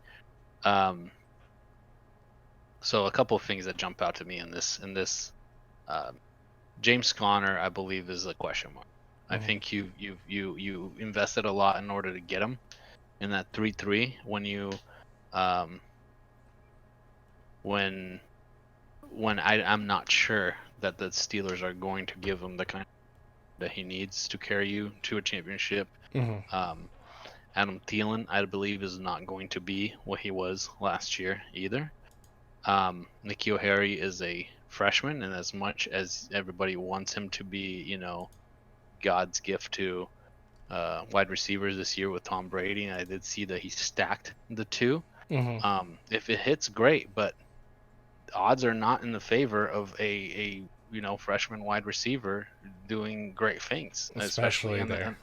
Especially there, right? Exactly. Especially in a complicated New England offense like that. Yeah. And then guess what? Tom Brady's probably gone after this year. Maybe if you're lucky, you get another year.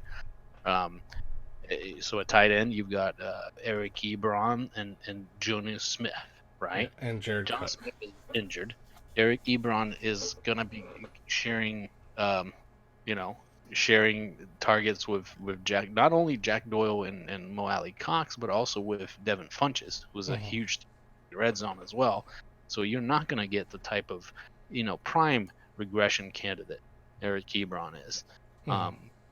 As you said, I do believe Damian Williams is a starter in Kansas City, so I think you're safe there. You and I disagree on Golden Tate and Sterling Shepard debate, so we'll see who's right about that. But either way, I do believe Golden Tate is a fine flex option. And they the case is. And they did sign Golden Tate to a 4-year deal, so they do believe in him. Mm-hmm. Yeah, no, and he signed Sterling Shepard to a 4-year deal as well, so they believe in both of them. I did forget that he does have Jared Cook, so that makes it a little bit more interesting in a tight end position. Even if, he's got 2 lottery tickets here, Eric Ebron and Jared Cook. I believe odds are one of them will give him good value on a weekly basis. Probably play the better matchup on a weekly basis, right? And honestly, Jared Cook is a better value of those two. You got Ebron on the 9th and Cook on the 14th. Cook all day between those two, man. Exactly. Between the value of that, and I do like that he has Dede, that he has Hakeem Butler, that he has that Larry Fitzgerald pick is really helpful in trying to fill in the hole for that N'Keal Harry. I think ultimately you're going to end up having Thielen and Fitzgerald being your receivers on a weekly basis, with N'Keal Harry maybe or maybe not holding flex value. That's how I feel. I don't feel I mean, I'm one of those guys that just doesn't see the I think N'Keal Harry is very talented, but I just Mhm. don't see this love affair of having him as a 101 rookie Yeah. draft pick as some people do. Yeah. So for me, I think you and I should probably do like a water bet on who, um, on who, on first of all, who is going to win the championship Hmm. between C. Cole and Park Adams, and then number two, who the podcast dudes are gonna have ranked higher between Sequel and Park Adams. I think it's Yeah, that'll be probably interesting. 50 because I see reasons for why they would have one ranked above the other, uh, on both. Hmm. One thing I guarantee you is that they're not gonna have Umar ranked as high as you do. Yeah. But aside from that, I think that would be fun. So I'd challenge you right now to a water bet that uh, on Seacole and Park Adams, who's going to be ranked higher by the professional podcast dudes. Alrighty, so you're taking Park Adams and I'm taking Sequel. Yes, sir. Alrighty, I accept the water bet. Okay, good deal. There you go, guys. First on-air water bet. That's good. That's good that we agree to disagree on. Again, Exactly. they're very close Yeah. squads. Don't get me.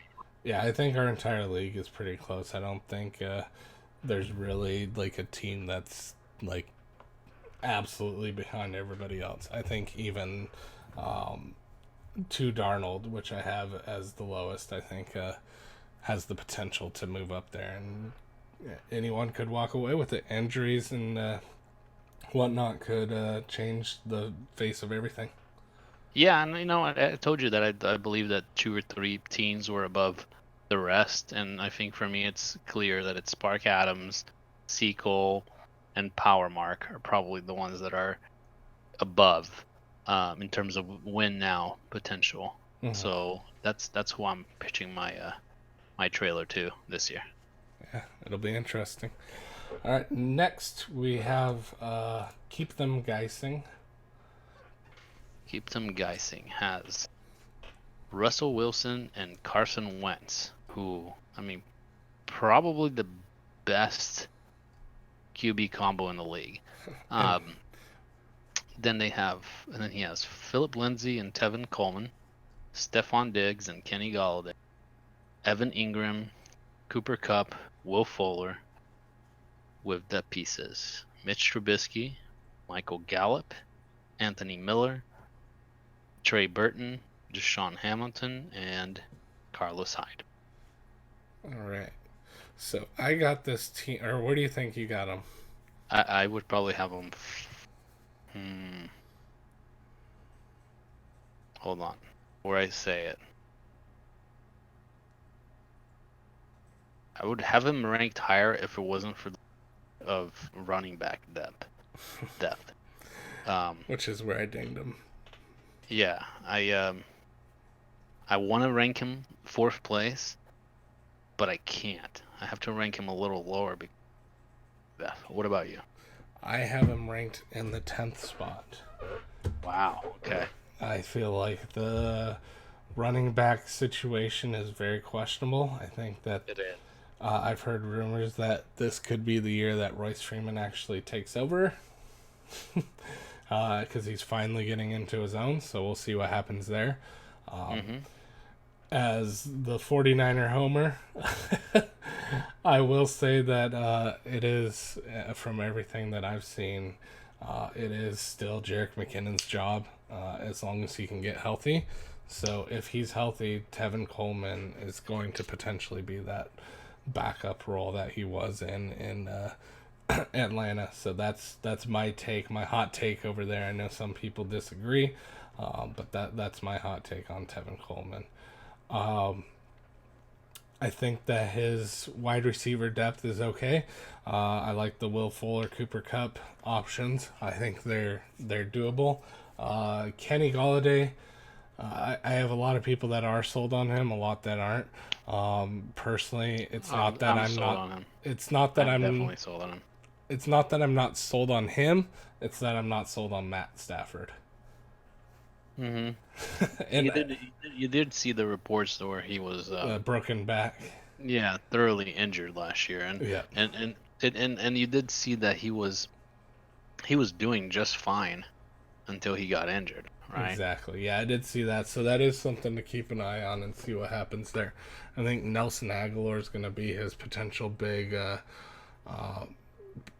backup piece, along with maybe, I mean, Trey Burton. That's about it. I think Deshaun Hamilton is gonna be a PPR. Uh, is gonna feast in PPR leagues along with Michael Mm-hmm. Gallup.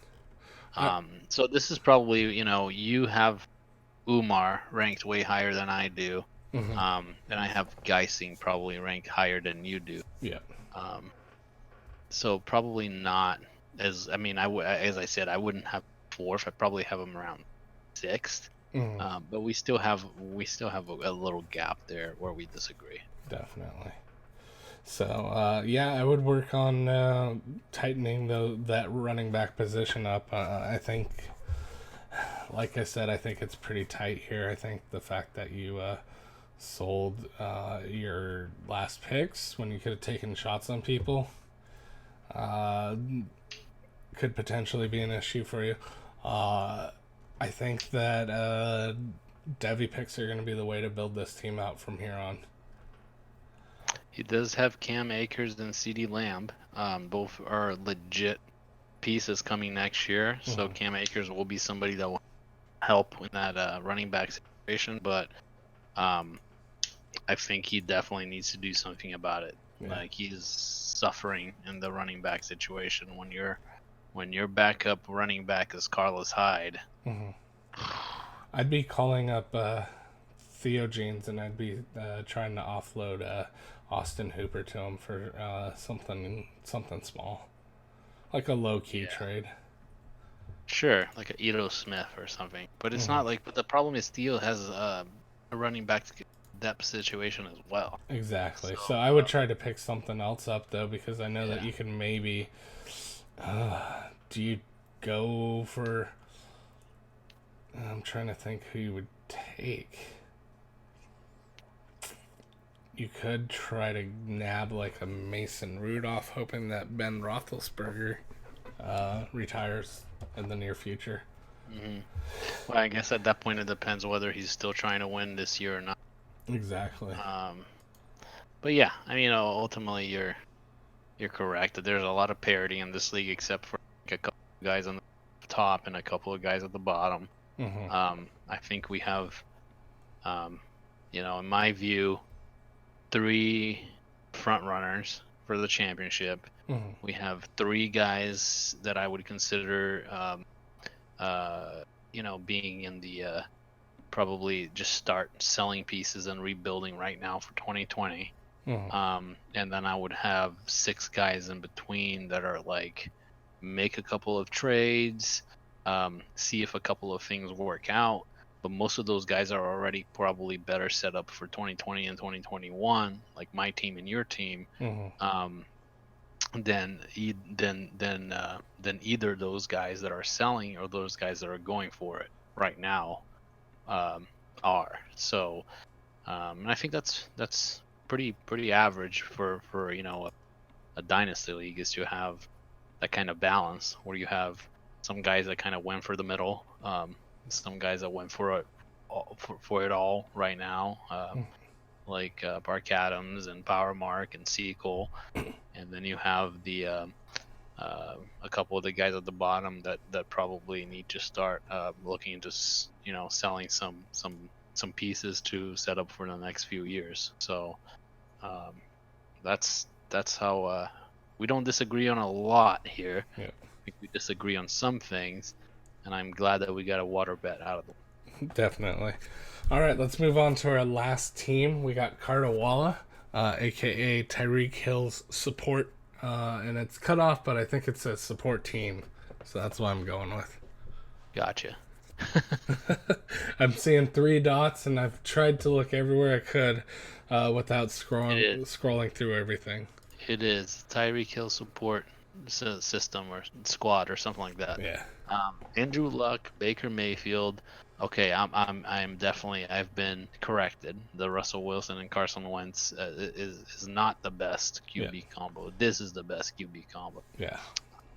And you've got your Leonard Fournette and Kenyon Drake, Tyreek Hill and Chris Godwin, Jordan Reed, Jarvis Landry, Paris Campbell, Jared Goff, or with depth pieces, Jared Goff, AJ Brown, Marquise Brown, Dante Moncrief, Alexander Madison, Matt Breida, and LaShawn McCoy. Mm-hmm. You got your Emmanuel Anderson in there, Emmanuel Sanders in there as well. So we'll see what happens with his injury. But I have him right in the sort of middle of the pack. Not a overly impressive squad. Bunch of question marks. What's gonna happen to Fournette? What's gonna happen to Kenyon Drake?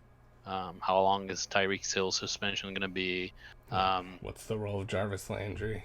Right, and what would Jarvis Landry be a solid wide receiver too or not? Yeah. Can Greg Olson do better than his TV show stint? And then he's got some youth, He's got the Paris Campbell, AJ Brown, Marquise Brown, Alexander Madison, Preston Williams. I mean, that's solid future value right there. Yeah, if we were like 2020, this team. Nasty. Well, and he's got DeAndre Swift and AJ Dillon coming to him too, both coming next year. So I mean, this is this is it's a gross team. I would put him in the top 3 for next year. Consider, if you can get a better tight end situation going, you are definitely in the top 3 for next year. Carwalla. That's how I see it. Yeah. So I've got this team ranked 8th, which is pretty close to your middle of the pack there. I think, like you were saying, he's got a lot of those question mark pieces that it's like, okay, what happens here? Where do we go from here? He's got a lot of upside players in Quincy Enunwa, Dante Moncrief. And then he's got a lot of the youth and Marquise Brown. He's got both Hollywood Brown and AJ Brown. He's got Paris Campbell and Preston Williams. I like all 4 of those guys. I think they're all solid. Yeah. Yeah. I think especially if Lamar Jackson gets the boot. But yeah, I think this is I mean, we hit on most of what we could on this team. Like if you're gonna tighten up for the future. Tighten up. I wouldn't offload too much. Maybe for a win now team, try to offload that Emmanuel Sanders and try to buy pieces so that you just up yourself even more into the 2020 year. That's personally my thoughts. Look at the Moncrief, Paul Richardson, and Emmanuel Sanders, and same with Quincy Enunwa. I would take all 4 of those guys and I would say, okay, who's a contender this year, and what are they willing to give me so that I can benefit for and if for some reason Jordan Reed becomes a productive tight end again here, and you move him as exactly. Yeah, so I wouldn't blow this team up too much. I wouldn't make too many wild trades. I would just look to the future, and I would try to build that dynasty asset that we're all trying to do. This is a team of the future, kind of like what I was aiming for. Yes, this is very much, like my team and your team. This is probably a stronger team than both of our teams next year. But scary. we probably have a better chance this year than he does. That's kind of why I see it. Yeah. So we made it through all our teams. Just to read off my rankings here, I've got C. Cole in the first position. NFL's finest, followed by Power Mark. And 4th, we've got the 2017 All-Pro squad. 5th, I've got Moist Lines 2, The Moistening. And 6th, I've got The Distance. 7th, I've got Fantasy Big Heads. 8th, I've got Tyreek Hill's support team or squad or crew, whatever you want to call it. It changes every time. And 9th, I've got Death Stars. 10th, I've got Keep 'em Geising. 11th is BMail 93, and 12th in the happy space, I've got 2 Darnold Gunslingers. And again, I think we just got to hit on it. we're all very tight. This is going to be an interesting league. It's going to be an interesting group to make trades and stuff. We had that discussion, I think, like we were hitting at earlier. Everyone's been around the block, so I don't think there's going to be too many gross trades that actually happen. I think there'll be gross offers. But I think if everyone at least utilizes some kind of calculator to get a ballpark range right off the bat, I think we could be good. And I see this as a very active, very competitive league for years to come. Yep, I agree. Cool. Any final thoughts or anything? No, I feel like we've droned on for long enough. This is probably definitely our longest podcast, so I think folks are probably googly-eyed right now for us to finish. So yeah, play the closing music and let's go to bed. Alrighty. Thank you everyone for hanging out, and we will see you next time. We hope you enjoyed this, and we can start looking into kind of explain yourself, explain your draft, kind of tell us what you were thinking of. So I think Crazy Carl and I are going to figure out a way to do that. I know we're both West Coast people, so it might be hard getting the East Coast people on a time that we can, and it'll be hard for us to get on a time that you can. So we may have to just resort to sending some scripted questions mailbag to you. Yeah, mailbag kind of voice tapings and whatnot. And yeah, we'll get that going, and we'll see you next time. Adios. Later, all.